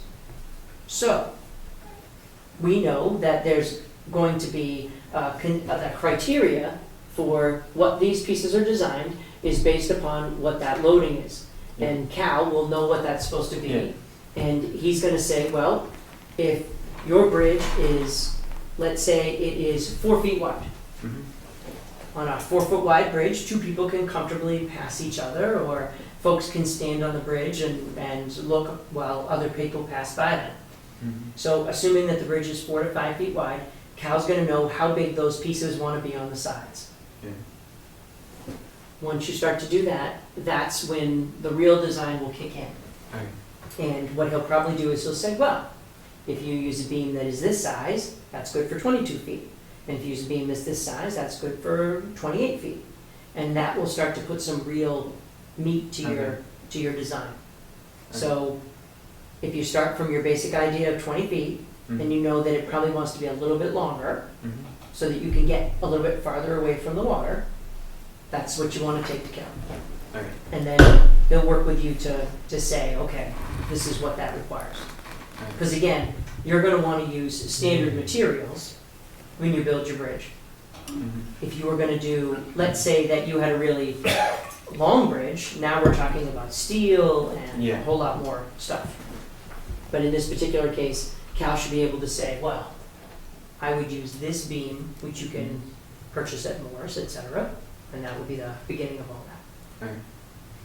So that's fun. Very good. That's my favorite part. I have one more thing. I need you to sign Oh, an approval for the project.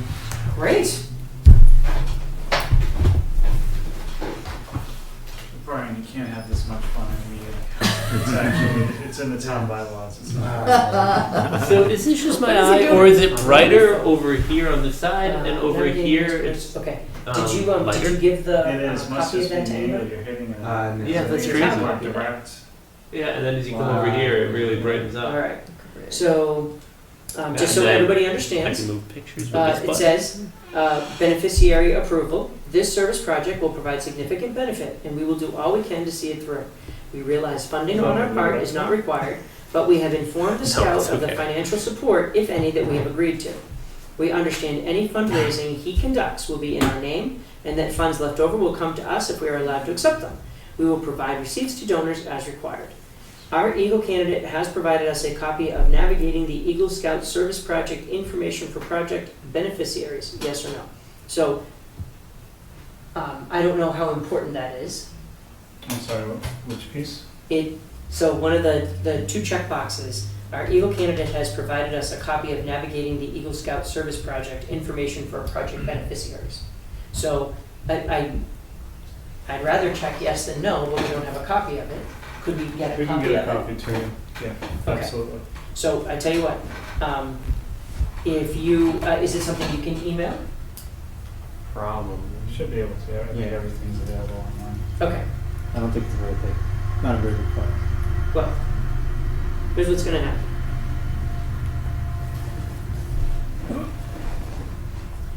That's my email address. So if you commit to me that you're going to email it to me before the next meeting, then I'll check yes, and we'll go from there. Right. Fair enough? Yep. This chair doesn't exactly fit on this corner, does it? Oh, you're fine. Here.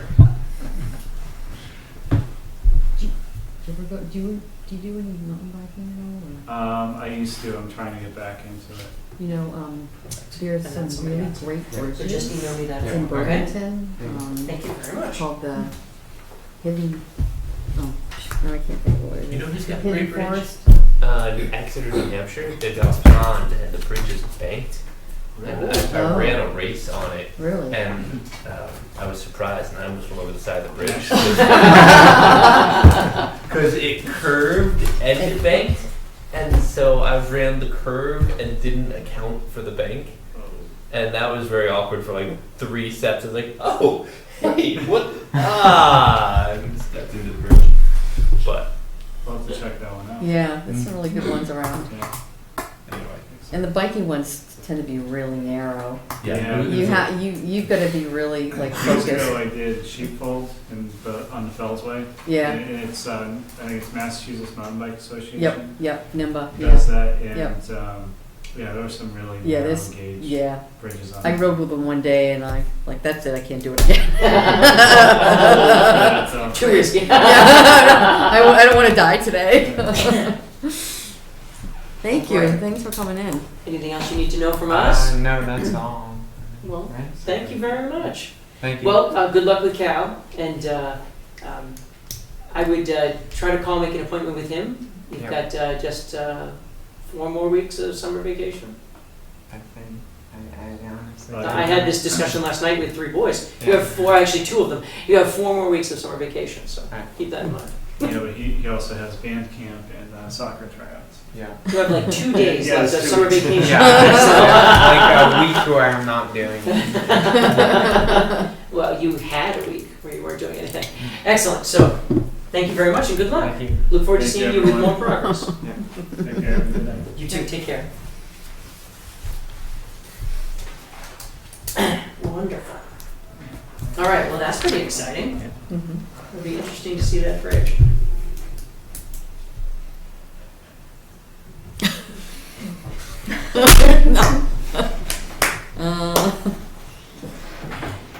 Well, years ago, we were during one of the meetings, and I think it was George said, "Where's that confounded bridge?" Remember it from Led Zeppelin? Oh.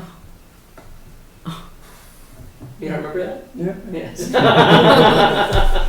Or it could be bridge over troubled water. And there's a whole extent. Oh, yeah. There's a whole extent of bridge humor that Mm-hmm. we'll skip over for now. All right. So number 1 number is 1. 907. All right. So let's see what we can do here. Why don't we just based on I feel that as the night goes on, we tend to be more easily adaptable to getting through the language. So I have an idea. Why don't we go through our committee updates, your updates, any member updates, and commit that at 10 o'clock we're done. So I bet you we fly right through ADM 3 through 10 as soon as everyone is worn out a little bit. So there's an update for you, the one that I mishandled earlier. This looks familiar. So this is to Sandy Pond Estates, and it's from David Paulson to Fred Dunn, and CC David Murray, and Miss Amanda Vino, and it says, so that's interesting because I can't imagine how this applies. It says, Well, the moral of the story, what that is it's an update to the permit holder that his permit is out of Alliance, Right. out of conjunction, and he needs to sort that out. The steps to sort that out are listed. The step that is important is that for your purposes, for our purposes, is that when I had that month of time, I said I could go out and do a baseline documentation. And that's when I realized that there was a problem with the boundaries and the lines. And so Right. at this point, we're, by that extending, we're still sort of on the hook for the baseline documentation. And, it's going to be a little trickier for me to do it now. So we either need to find ways to find time to get me to do the baseline documentation, or I need a little help. Or we need to beg off and say, sorry, we're no longer capable of providing that. we are no longer capable of providing the baseline documentation, especially where you've already identified that they're wildly out of compliance. Well, wildly is strong, but yeah. So, and what I mean by that is that, so what we're faced with is you would go in and say, hey, look, you're out of compliance, and everybody would hem and haw and say, well, we need to look at this and figure it out. We're probably better to say, we did the walk, you did an initial walk, you determined that they're out of compliance, and that it would be better if they presented their own information to the state. Because at this point, they wouldn't just be providing information to the state of what they have, they probably want to provide information to the state of how they're going to fix it.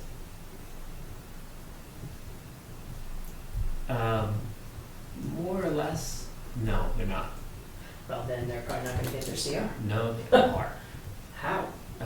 The way that the plan is, as it stands, is that everything will go forward the way it is, with the lines in the ground, and there will be a mild alteration of the Exhibit A, which is, from here, hence to there, hence to there, hence to there, and that's going to get tweaked, and they're going to leave it the way it is, and nothing is going to change other than that the paper saying the CR is in such a space will be adapted to the undeveloped land. The actually. reality. Yeah. So in other Reality's not words- going to shift to the paper is going to shift to reality. So the CR gets smaller. Yeah. Okay. And then theoretically what's going to happen as well is that the applicant is going to start maintaining their turtle works, because that is one of the conditions of the permit, is that the turtle barrier, the fence, needs to be kept clean and clear, and the applicant will have to start keeping up with that. All right, so let's step back. Is that a perpetual thing? The way it's written in that seems that way, yeah. Yeah. So it's going to get handed off to a homeowners association. If they come up with one. Yeah. So to your point. All right, so now I'm uncomfortable. Mr. Paulson writes, he says, hope all is well. He seems to have taken this over from Amanda. Says, I'm following up my earlier email. There are several outstanding conditions not yet been addressed. Project is not currently in compliance with Mass Endangered Species Act. My goal is to work with you as a permit holder to address these outstanding issues as quickly as possible in order to avoid the need for further enforcement action. I've included conservation in this email. In an effort to simplify the process, here are the actions. Per condition 10, proof of submitting the conservation restriction to EEA for review should have been submitted to the division prior to start of work. And final recorded CR submitted to division within 6 months of the start of work. As of May 2016, we've agreed on a draft conservation restriction.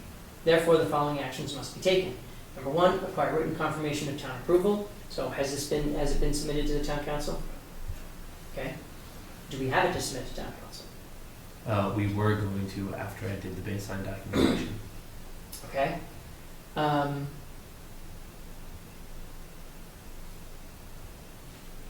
I would think you could submit it first because it's language.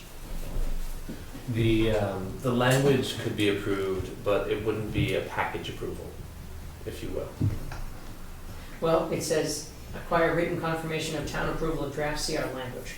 Yeah, so like that we could do, but the way we were doing it before, the way Amanda had outlined it to me, was that she wanted everything tied up with a bow and stacked together, and she wanted the CR, the baseline documentation to be done prior to the CR language going further up to the state office, Okay. the executive, the secretary. So what exactly is required in a baseline survey? Basically, take a bunch of pictures. Okay. And then say I was at point X. I took a picture that way, and then you just sort of, you have, it's a bit like this findings thing on the front page. DOC. It's a statement. It's a pictorial and verbal statement of how things are at the time that the restriction was established. Steve Smith has that in his binder, and he presents his annual update each year. Or is that important? Is this something, just for a very limited project, we could delve into the wetland funds for a few specific hours for this? No, No. because it's not administration or enforcement of the Wetlands Protection Act. So how extensive are we talking about? How many? What did you estimate this would take for time?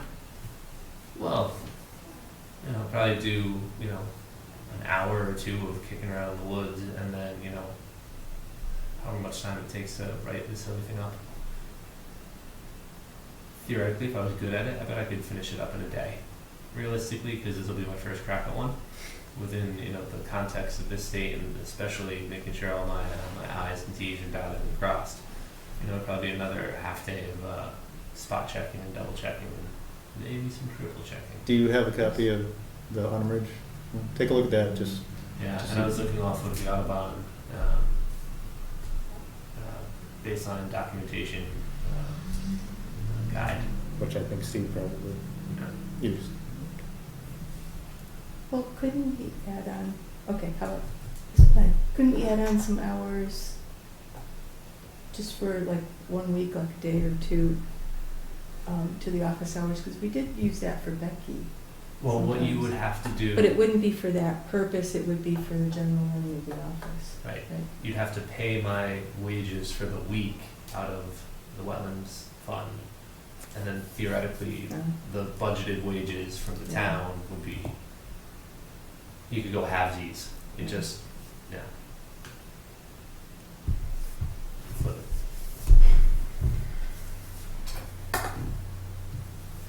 So once again, the lesson is reinforced that no good deed goes unpunished.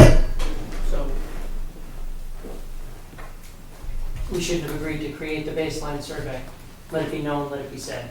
Did we agree? I think we were told we had to provide it, weren't we? No, we didn't have to, but it's cleaner and easier if the holder of the conservation restriction is the people that do the CR, that do the baseline, because theoretically, like Steve Smith comes in every year, does his annual update. That would mean we'd have to reach out to somebody else to do the annual update, because we weren't involved in establishing the photo points, and we have no institutional knowledge. So we would, theoretically we could take over for Steve, but it would be annoying. Well, that does also bring up the question of who's going to do it in the future. So this is a question of holding the CR? No, it's just In easier, perpetual. because the people who will hold the CR know the land the best. Oh, okay.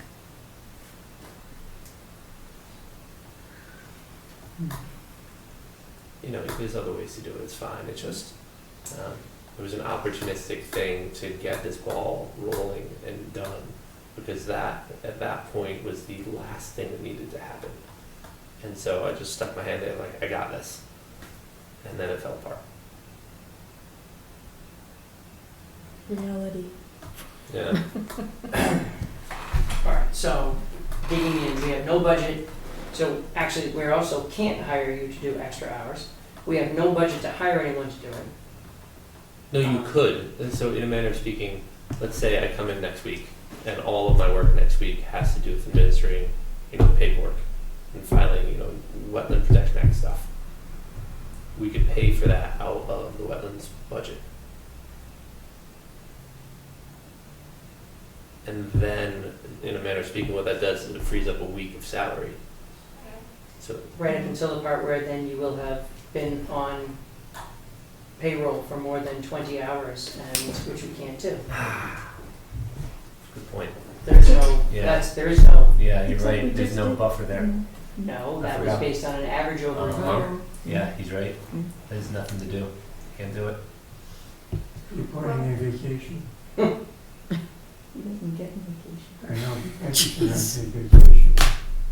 So if he's taking unpaid vacation, that's where we get that week. Yeah. So in other words, take advantage of, we have 20 weeks, we have 20 hours per week, or 19.99 hours per week, 52 weeks in a year. So therefore, if you work 51 weeks in a year, we effectively have 20 hours, which we can use based on averaging, Yeah. which only puts us in trouble if If this takes more than 20 hours. If it takes more than 20 hours and what we just said, a day or so, plus the fact that, let's say that Brian decides not to take vacation this year because, he's afraid to leave the office alone. It does fall apart when I'm not there. I have to put the walls back up. And there's that lady that the Board of Selectmen brought in. There's not much coming up in the near future. But the problem is that they're on the hook, they're stuck without this. Mm-hmm. However, it doesn't really matter. Relatively speaking, they are small fish, and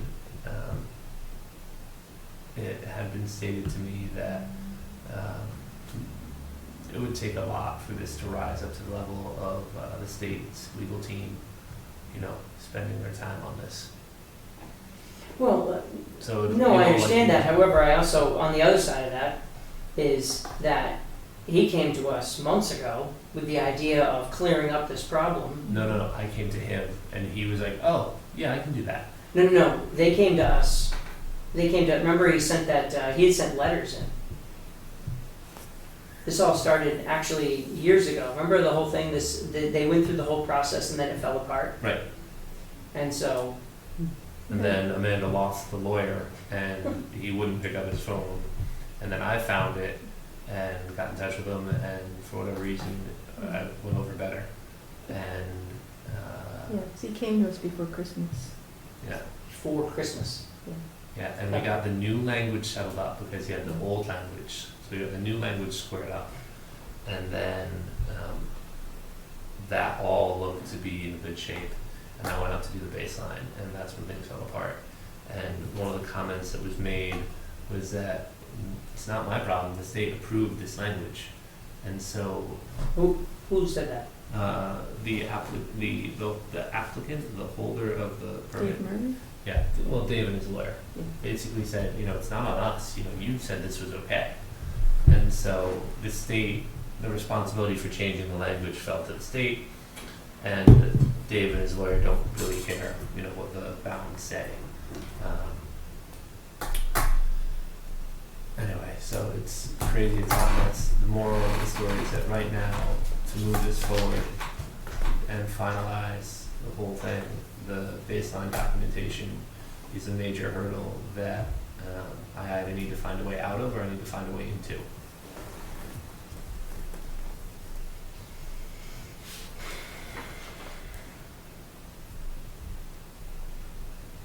But if I maintain my current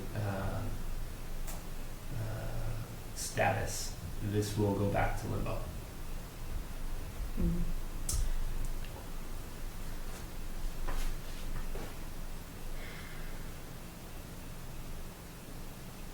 All right, well, why don't we, try to suck it up and do it.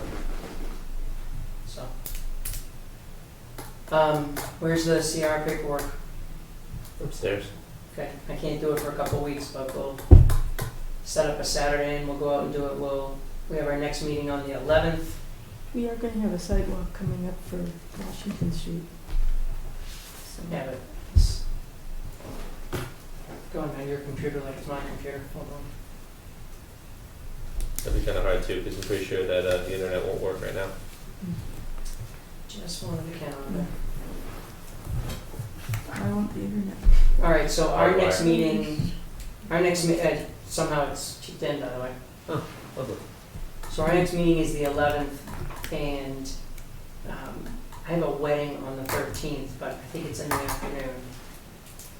So one potential would be we do the site walk on the 13th and then go over and do the photographs at the, over at Sandy Pond 3. Let's go off the supposition that that's gonna happen, and, Would you like me to still try to bail and get us off this hook and see what happens? no, because we told them 8 months ago we would do it, so that's the mistake to learn from. So, please notify, You only told me we'd do it actually, 6 weeks ago? let's go ahead and tell him that he needs to notify all the landowners that we will be there on the 13th walking around on their property. Alright. So let's at least put that on him, that he needs to notify the landowners that we will be walking around on their property to take photographs. On the, what date? Saturday 13th. The 13th? Yep, You have a wedding? in the afternoon. not mine, friend. Oh, well, no, I mean, You can do both. You can do both. I'll make it work. Could probably pre-drink during the walk so that I can be caught up when I get there. So what did we say for time? Did we say? We didn't say a time, we're just suggesting that the idea is that we will be on this property that day. So if we start over on Washington Street at Groton Road, which we're gonna have to, I don't know how that, we're gonna park. We're gonna have to park up at the school and walk down. Yeah. And then do that one, say if we do that one at 8 o'clock, we can be out of there by 9 o'clock at the latest. Head over at 9, do this for a couple hours, and get it squared away. So please bring all the CR paperwork to the meeting that night on the 11th. Stand back, please. And I disagree. Go ahead and submit the CR language to the attorney. The attorney's not going to care about the... No, and to be fair, that had more to do with the prior assumptions of how this process would go through, because what was going to happen was that Amanda was going to have, I think that it's a stack of about 4 total documents that would have made a complete package, and then she could have just taken the whole thing through and finished it all up, and there wouldn't be any sort of hanging chads. And this now is just taking the piecemeal approach. Yeah, I don't think it matters. The language they're going to approve has nothing to do at all with the notion of where the actual bounds will be. Cool. And all right. And we'll talk about this more on the 11th, I suppose. Do you want this to be an agenda topic for the 11th? Yes, please. And the follow-up topic is how we're not going to commit to anything ever again.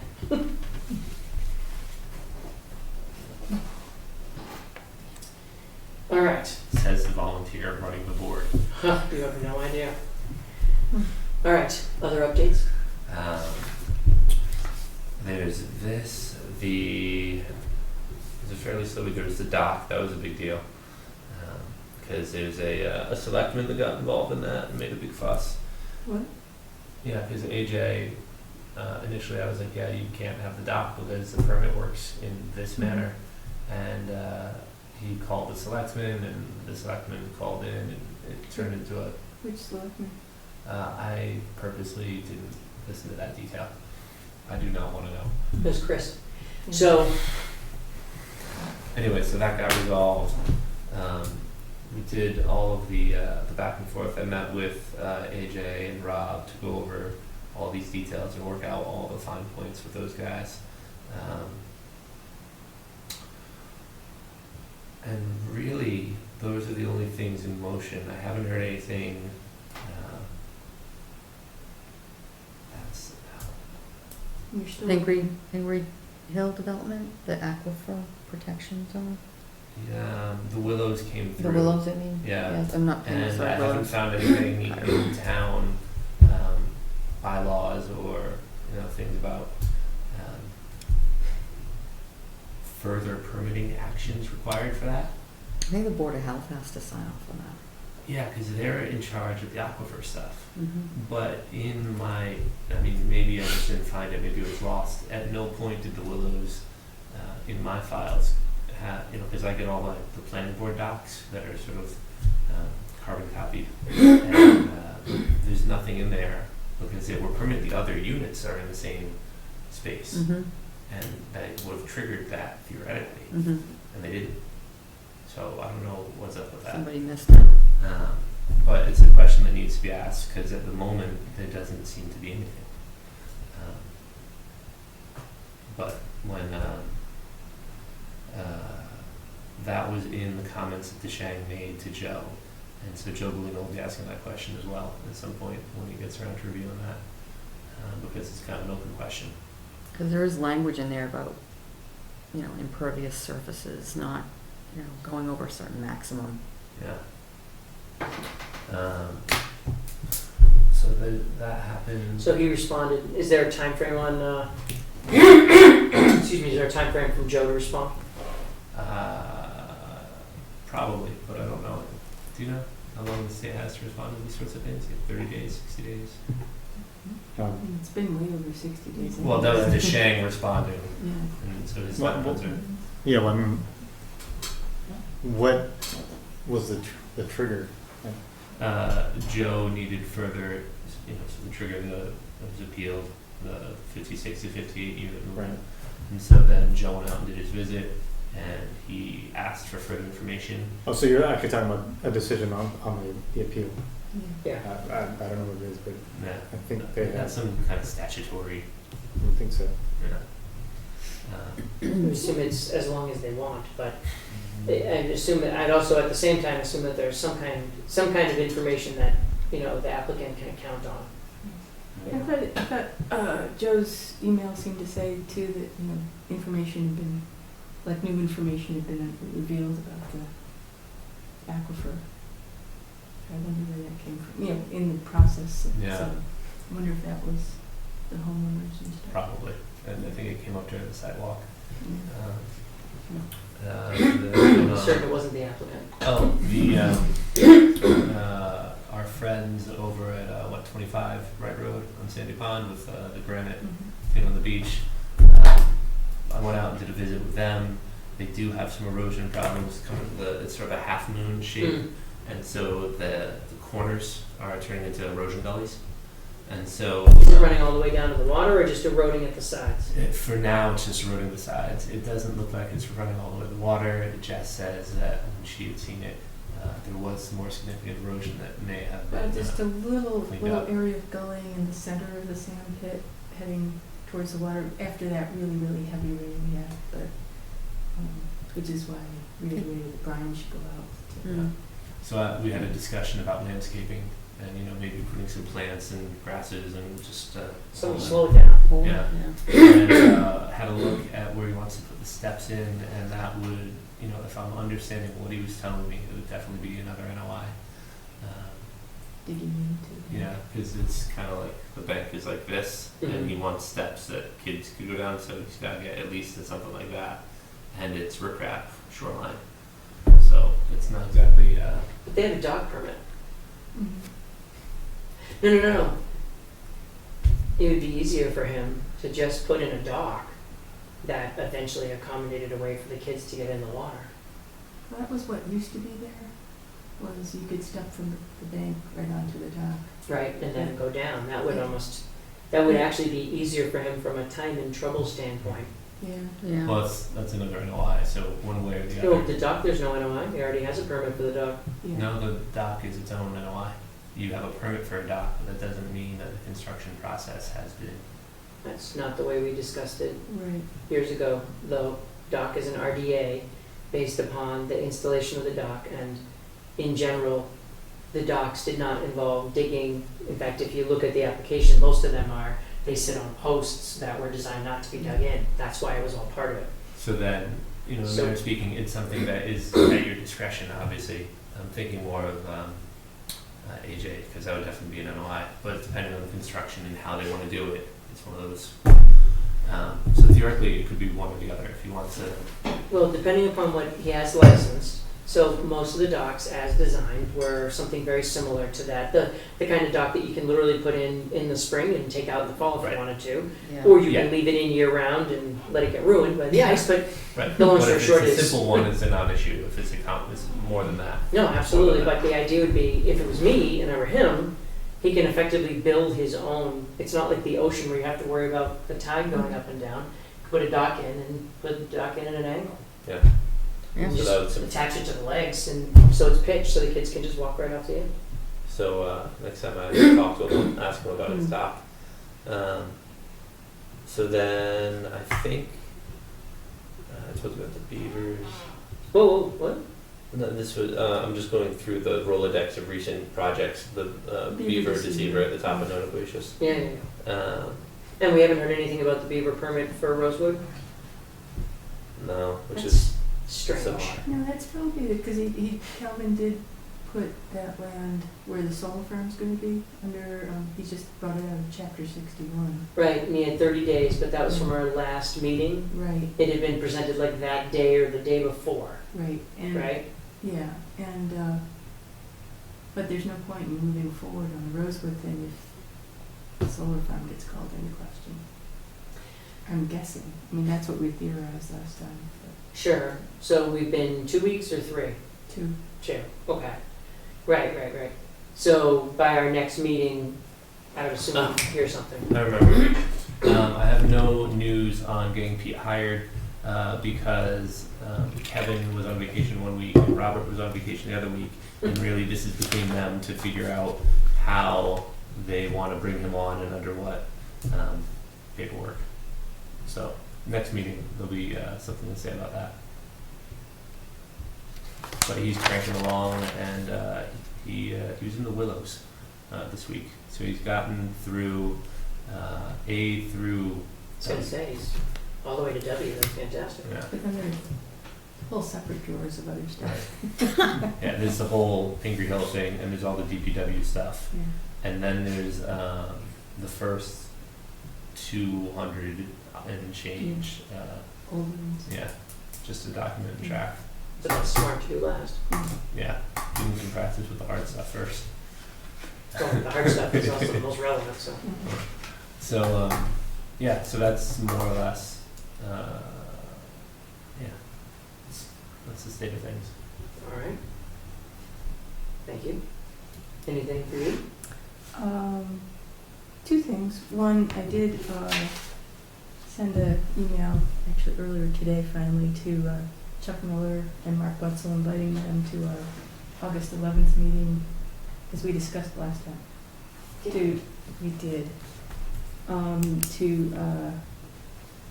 To start plotting how to move forward with the pond management plan. I just want to read you the wording on my email to, part of the wording on my email to Chuck is, Is it one you already sent? Yeah. Oh, well, then great. I would suggest we jointly need to begin moving forward with the Board of Selectmen to create a feasible plan to put before town meeting. I would stress that this cannot fall solely onto the Conservation Commission, and help from the Pond and Dam Committee is both greatly needed and would be greatly appreciated. Commission meets twice a month, as well as holding frequent site walks on weekends. And looking at just our last 4 meetings, they have run from 7 o'clock to between 10:30 and 11:30 at night. That, combined with our having only a part-time administrator, means we could use some help. So that was like, because that's what were they created for otherwise? At any rate, yeah. And the other thing was the Open Space and Recreation group met last night, and we were starting to work on the goals section, and a lot of the goals under the column responsible party, a lot of planning board, a lot of conservation commission. Really? I did make the point that I thought, before that the different groups that are listed under responsible parties need to have some review power before they accept being the quote-unquote responsible party, 1. And then 2... Well, there's a whole discussion about what accept means. Yeah, because I said, responsible party, we meet till 11 or 11:30 at night. We're, it's... Meet twice as often as the other boards, but what does that matter? Twice as often, and I swear the planning board meets for less than an hour. Maybe we're doing it wrong. No. I'll have a Hmm? have a little chat with someone about that. But secondly... Why, because he doesn't go home till 11? Yeah. So it's funny, Bill. It's just once a month, she can't be that important. Yeah, Go on. so I'll let you know, by the way, if Chuck and Mark can make our next meeting or not. I did say if you can't make it, then let us know. But the other thing, I had this little light bulb go off last night, is while we're going through goals, and this would eventually, I think, have to go to the Board of Selectmen, this is a great part to also make an argument and put as one of the goals, extending the capability of various town departments to enable Open space the open management, space. perhaps? Yeah. Crazy Yeah, thought. and i.e., and when the discussion came, I was strongly advocating that, we do need a full-time person, and we can change the job description in our arguments to include this, to also include, like overseeing, documenting water testing, things that came out of the geosyntech report. So I strongly suggested that a goal that gets added in here would be helping us extend that position. So, and Since they're putting us everywhere. correct me if I'm wrong, And we left that planning with board. Robert. Hmm? We left that with Robert. So I was wondering if I could have permission to go talk to Robert a bit more on that. Absolutely, that, And we just met say- with the Board of Selectmen, and the question at the time was, Right, what happens from here? And Yeah. he said he would need to talk to, he would need to talk to the union. right. And I'd like to make, some of these points I just made about how we could expand the job description, but it would include doing things also like baseline documentation. We do have the need. And the other thing people were talking about was really also the need for a town planner, but that's a separate issue. Yes, I was it just is. I was just in there for I there for us. I I hear was you. just in there Yeah. for us. Sure, Yeah. sure. And if the town wants to support creating a document that includes responsible party language and, puts us everywhere, then, they have to enable us to be able to actually do that. Well, it's very nice for one volunteer commission to tell another volunteer commission that they need to do all this stuff, but it's another thing for that volunteer Right. commission to have people to do it. So, and I did make the strong argument that before this gets finalized, groups like planning board, conservation need to look at this and see if we would remotely, Capable is the word I would use. capable of being listed as a responsible party. Oh, no, we're capable of being listed. The question is, are we capable of fulfilling? Capable of fulfilling. Hmm. Yeah, so I will. This is the wordsmithing that kills us. Yeah, fulfilling, yeah, okay. So that was my latest thought, Those are good thoughts. and, Excellent. Because if you So- change the job description, you would have, that would be, in the fall, should you go to town meeting and say, we would like this funding upped, so that we can accomplish X, yeah, having an altered job description would be nice, Yeah. to say, this is why we need. which is also why I would like to get Well, Chuck. so Miller- hold on a sec. So the only problem I have with that, right, is, so if you say that we have a need for a 40-hour-a-week person, and then we dilute it by saying that we would then share those new hours with another group, We're not sharing with another group. if we say that we're expanding the position to enable it to accommodate some of these other actions, yeah, you are. Well, I'll have to bring in the draft of, as it's updated, of the other actions for the goals, because they are all, a lot of them are things that are come out of, would be pointed to in the geosyntec report. They're all things that are sort of legitimately Water in our related. purview, water All right. related and education related. What about But, planning? What about anything planning related? Planning board related? well, there's a lot that's in there, but that's their issue. Okay, all right. I just want to make Right. sure that we don't say, hey, we want to pick these hours, and oh, by the way, it's to accomplish all these specific tasks, and then we say, okay, Yeah. well, so then can we have another 40 hours? Yeah. Because, we can't accomplish all those other tasks and accomplish all the things we're not accomplishing now. Right, right, That's how you end up with a department head with 2 underlings. right. Yeah. Yes, But it- which we're never going to get, because it took 7 years So, to get to the point of discussion what we're discussing now. So I could talk this generally, like, strategically with Robert about this, but just saying, there are various things that keep coming up that we do, we do have the recent experience where you did get to work full-time for a while, and, And all of a sudden, my time was yeah, I mean, it does get used, but there are, I don't know how it works. yeah, so, okay, I'll report back. But I think it's also important to get, with respect to water issues and pond management, I think it's important to get sort of, buy-in, from everybody in town, and that's gonna take time, right? Yeah. It's gonna be all of us communicating with Mark's group, Mark's Yeah. people, Pond and Dam, and selectmen, I Well, mean, let's get the pond and dam doing something again. Well, it's also really crucial that we start doing something, because let's face it, we just went and bought ourselves a shiny new toy, and we're not using it. Otherwise the $83,000+ is, Mark's put to use. Well, He's done so half of the Mark VFPs. has, yeah. so Brian has given me a Yeah, stack. this is a good Did transition. you tell him? I didn't say. Okay. You might want to back up and full story it. I'll wait my turn. Okay. I just want to mention that this is why I decided we should do this before we started wordsmithing, because we would have started this at 10 and we Yeah. did 25 minutes of it. well, no, I thought that was, And it's I been was. 3 quick by- 14-hour days for me this week, so I'm keep quick- going and then we're going home. Yeah, It's been a long week. Oh, no, it's, I'm, You were backing good. up to tell the whole story. You was Well, telling the No, whole I story. wanted to go around until it's, my, You waiting my wanted to play turn. by turns? Yes, yes. Are you ashamed?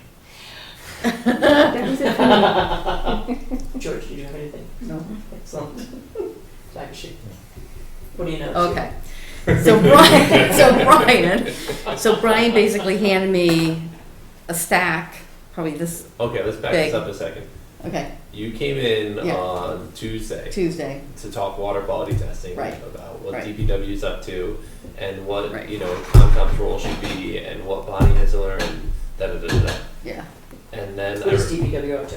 So they're in the process of water sampling and getting it tested. So they got the spring report back. They're getting the summer report back, I guess, soon. They had just done it. Pond water testing. Pond water testing. To the criteria that were discussed in the report? Yes, so Okay. going into Sandy, Flanagan, I think Pine Meadow, doing different spots, different depths, testing for phosphorus, nitrogen. So the Sweet DPW is doing all Moses. that? Yeah, Okay, because Yeah. I put in here, Mark, one of the things we'd also like to go over with you is coordinating the water testing program.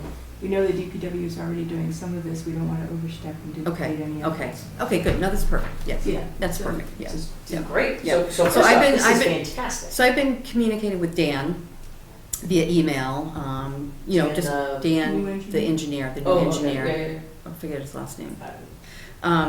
And I volunteered to basically kind of go out and just assess the invasives, where the invasives are compared to last year, because I sort of know, especially around Flanagan, where they were last year and where they are now. You know, Jess mentioned the last Sand meeting. is in crappy getting into It's crappy getting shape. in, yeah, and I did some Everywhere or just in the snorkeling. usual places? Yeah, and I did some snorkeling yesterday. You- It's The water is just. it's getting really bad. Yeah, you could go down under and it's Fan- just a lot of floating vegetation. Well, it's fan debris. wart and variable I milfoil. wonder how much is the lower water? No, it was doing it right at the beginning of swimming season before Mm. the drought really. I just mean, the only It's- reason I ask is that, so Well- we've been fishing in a lot of different places and everywhere seems more weedy than usual. It's We're in Spectacle Pond, which we just saw the thing that they treated. Mhm. We're in Spectacle Pond and man, it's pretty bad. the milfoil in there is pretty crazy. Yeah. This may be. It could be- This may be partly, I'm wondering, that's what I'm saying, I'm wondering how much is drought or heat And climate- related, right? well, The water's probably a couple degrees warmer Well, than it also a was. warm winter. We didn't have Yeah. a freeze. We didn't have. You don't think this is, you don't think it has any effect? I don't know. Not really. Invasives, they just sort of, they creep along Yeah. at low unnoticeable levels, and then all of a Yeah, sudden they come back, yeah. See 'em. So like, this is, we're talking about the So- pond, it's Spectacle Pond, Littleton just treated it, Yeah. Yeah. So back I up. just So don't think it's a heat and weather related. It's not a drought phenomenon. Not true, Yeah. but climate change, even like poison ivy is expanding. Well, poison ivy is Well, expanding wait. with roads and Okay, so- because it's a But anyway. so anyway, we'll be here until midnight. Apologies. Oh, no, we don't. We don't. Oh, no, we won't. So anyway, so I've been corresponding with Dan. Anyway, so then I went in, talked to Brian, and Brian handed me a big. Yeah, big- because she started talking big- about history and what we should be tracking in the future, and I was Yeah. like, you know what? You sound like the perfect person that I So- should hand the 1998 through. I got halfway through it. I've got half. Okay, so here's my synopsis. We have been treating the pond since 1995. We've been off and on, doing this, doing that. We've been spending a lot of money. They're actually being treated before 95, but go on. Okay, That's as but far back as my papers go, yes, apparently. yeah, and we need a management plan, and we need it fast. So, I would like to make a motion tonight to use the remaining pond management money to treat Sandy Pond, Flanagan Pond, and Pine Meadow Pond in the Remaining? spring of 2017, while we are getting approval for money for 2018, because we need to get an RFP. Well, So, oh, no, Because no, we hold on, need hold on. time. We need a motion. We need So, no, time. no, so let's- So it's a so motion, okay? Go back to the beginning, please. Okay. Reread your motion. So I would like to make a motion to Yeah. use the remaining monies that we have for pond management. Keep reading, because this is gonna come up under discussion of what remaining monies. But Okay. please go on. All right, To treat, to treat Sandy Pond, Flanagan Pond, and Pine Meadow Pond in the spring of 2017. while we work on getting approval for monies for 2018. Right? Okay. Oh, second. All right. Okay. So now for discussion. So what money? Well, as I was led to believe, there is money left over from the pond treatment money. Wasn't there $70,000 at one point in time? Okay, difficulty with that is, I think there is some money left over. I don't think there's enough to cover. All ponds. I can tell you it's not 70. Yes, and. Is it 20? Secondly, I think that money, the way the Friends of Flanagan Pond worded that, it was Flanagan Pond money. Okay. Can't be used for Okay. water. So I can reread the motion to use that remaining pond management money to treat Flanagan Pond in the spring of 2017. So friendly amendment. So the only question at that point is how much money? Right. How So- much? Right. Right. So A, how much, and B, how much will it cost? So Maybe two friendly amendments? One, to find out how much money we have. yeah, A. So in fact, what I'm tempted to say is that I almost want you to withdraw your motion. Yeah. And Because here's we don't why. know how much money. We don't know what it's hard for us to agree to other than in principle that we'd like to agree that we do some pond treatment, but we don't know how much money we have, but wouldn't it be swell? I mean, I also don't know That's how kind much of, that's money's kind of a gonna lousy cost. motion. Yeah. It's a lousy motion. It's like, no, because we don't have the definition around, we don't have the definition of what to do with it once you've made it. So you have a fabulous idea to treat the ponds in the spring of 2017. Right. Now we need to put some meat to it, so we need to know how much money we have, Okay. how much money it'll cost. So which means we need to get proposals, because right now we don't know how much to go to town meeting for. So your motion is best made to say that you'd like to make a motion that we request information from the town accountant as to how Okay. much money is available. All righty. Yep. And as part of your motion, you request that we contact, who's the new company now? Solitude Lake Management. Right. Ugh. Yeah. We contact Solitude Lake Management to come out and give us a proposal to provide treatment in those 3 ponds. Do we need multiple proposals? Well, even if we just start with one that gives us a ballpark figure, at least tells us how much money we Well- have and how much we need. Well, based on all the proposals to date, it would appear that, I don't know if costs have gone up, but it would appear that it would be about $20,000 to treat Flanagan. 40 was the number that came up last time. So AC, I don't think so. It I was thought when we did it the 22. last time was 40. It was 22,000. No, because it was, I think the 35,000 was used 1 year by Lockhart, and then, And then And follow-ups, right, but this and then wouldn't be a following follow-up. no, the following year it was retreated.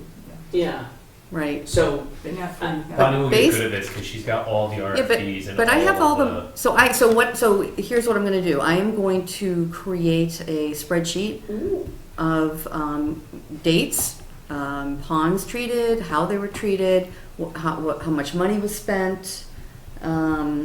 when the two competing Executive firms, summary.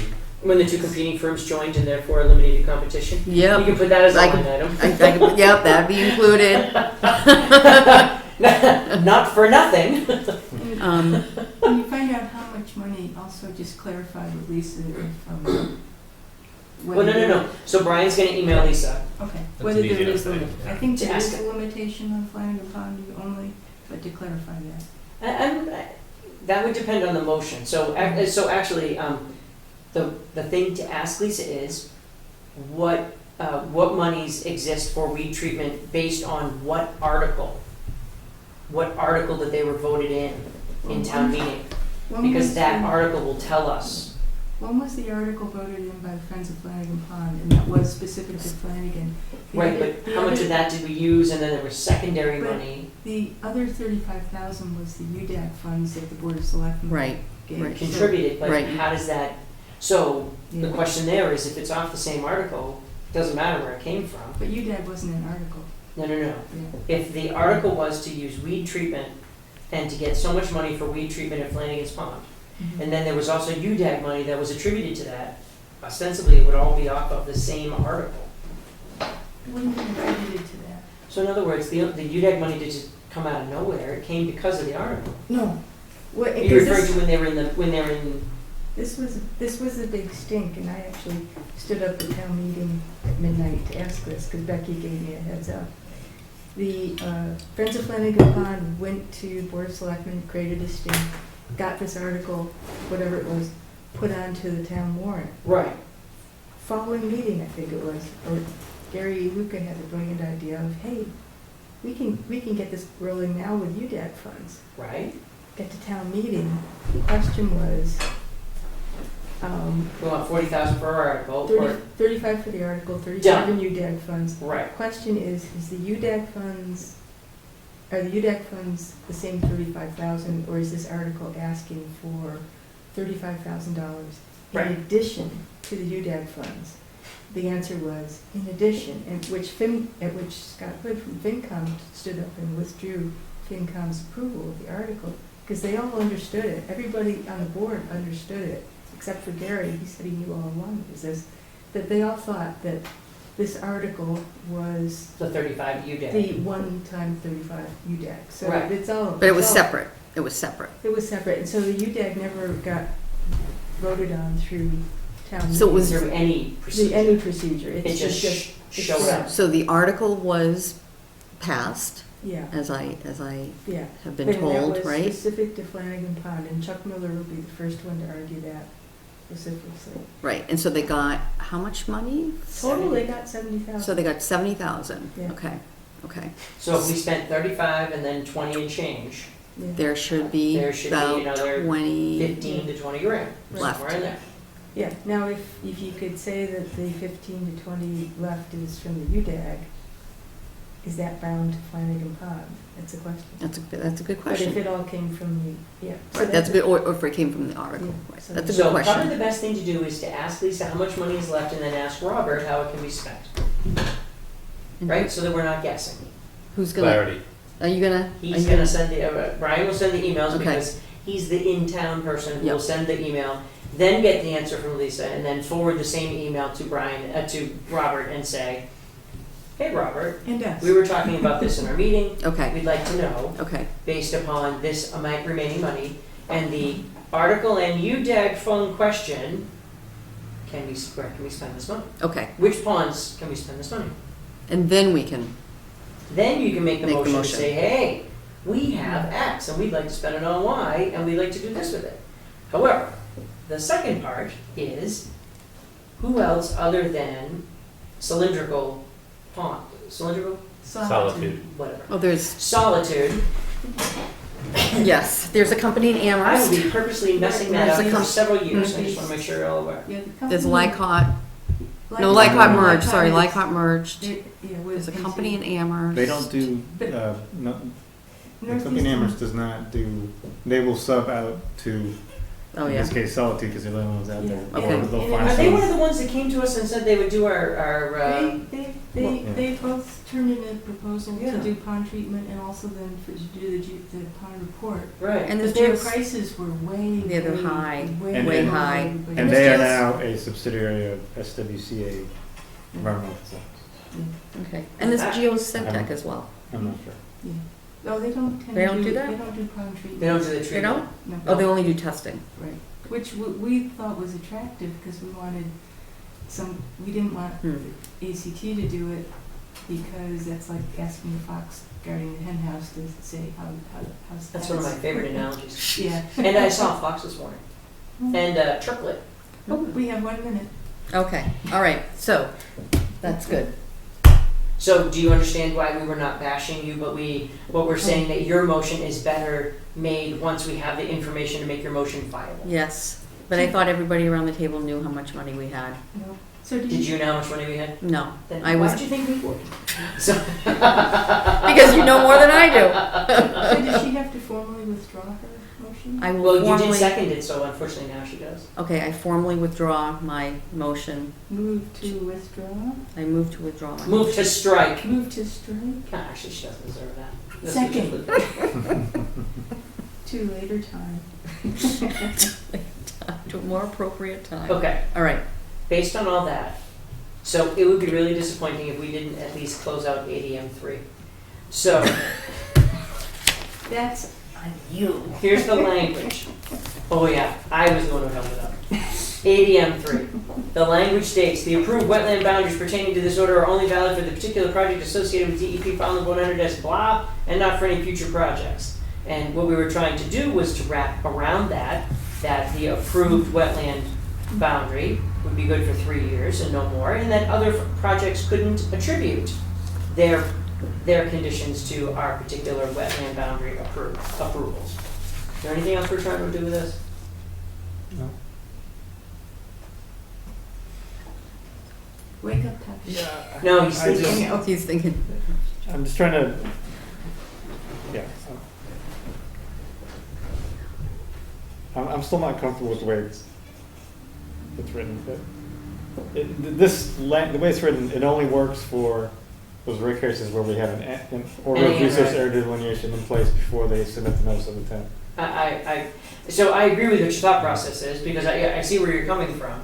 And that was why the discussion started to ramp around the idea of, well, what about, after it's been delineated, et cetera, et cetera. How do we put so what we're really saying is, how do we put a time frame on a wetland flagging? We could put a blank in there and say it's only good 3 years from the state. Fill it in there.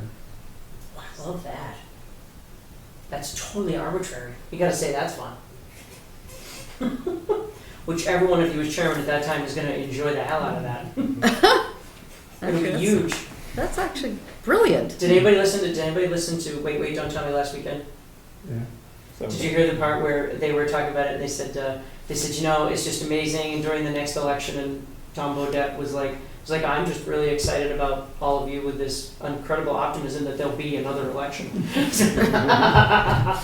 That's been striking my funny bone for days now. Could we put in that wording that George suggested, that wetland flagging is only valid for 3 years from this date, with cause and open, something like with cause. Well, at this point, we take away the approved wetland boundary, because what we're saying is the flagged wetland boundary is only good for, because to Takashi's point, if you have an ANRAD, that's one thing. This is not ANRAD. Right. So the flagged, so we'd even take the word approved out. right, it's not approved until you technically issue the order of condition. Right? Yeah, the wetland boundaries referenced within this order.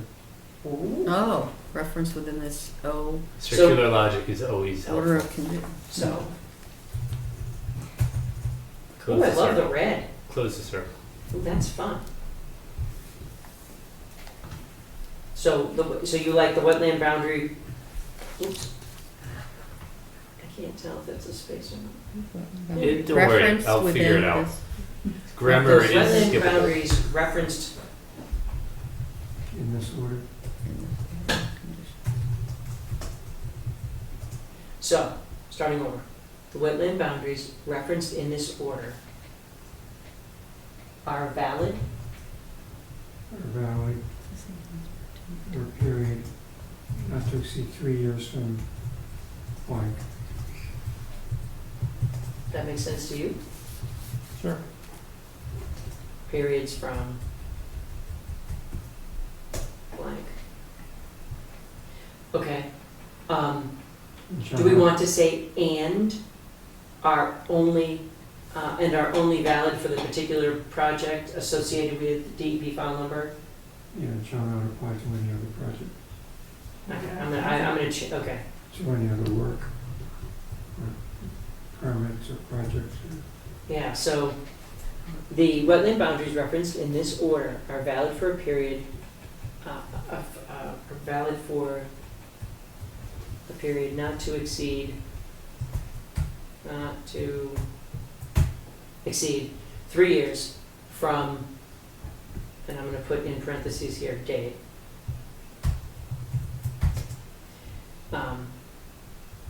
And are only valid for the particular project associated with DEP file number, blah, blah, blah. And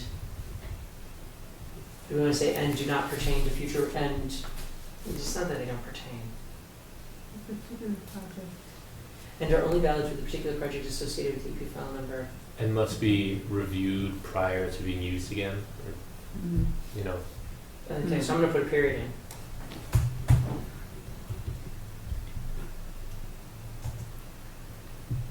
Applicable.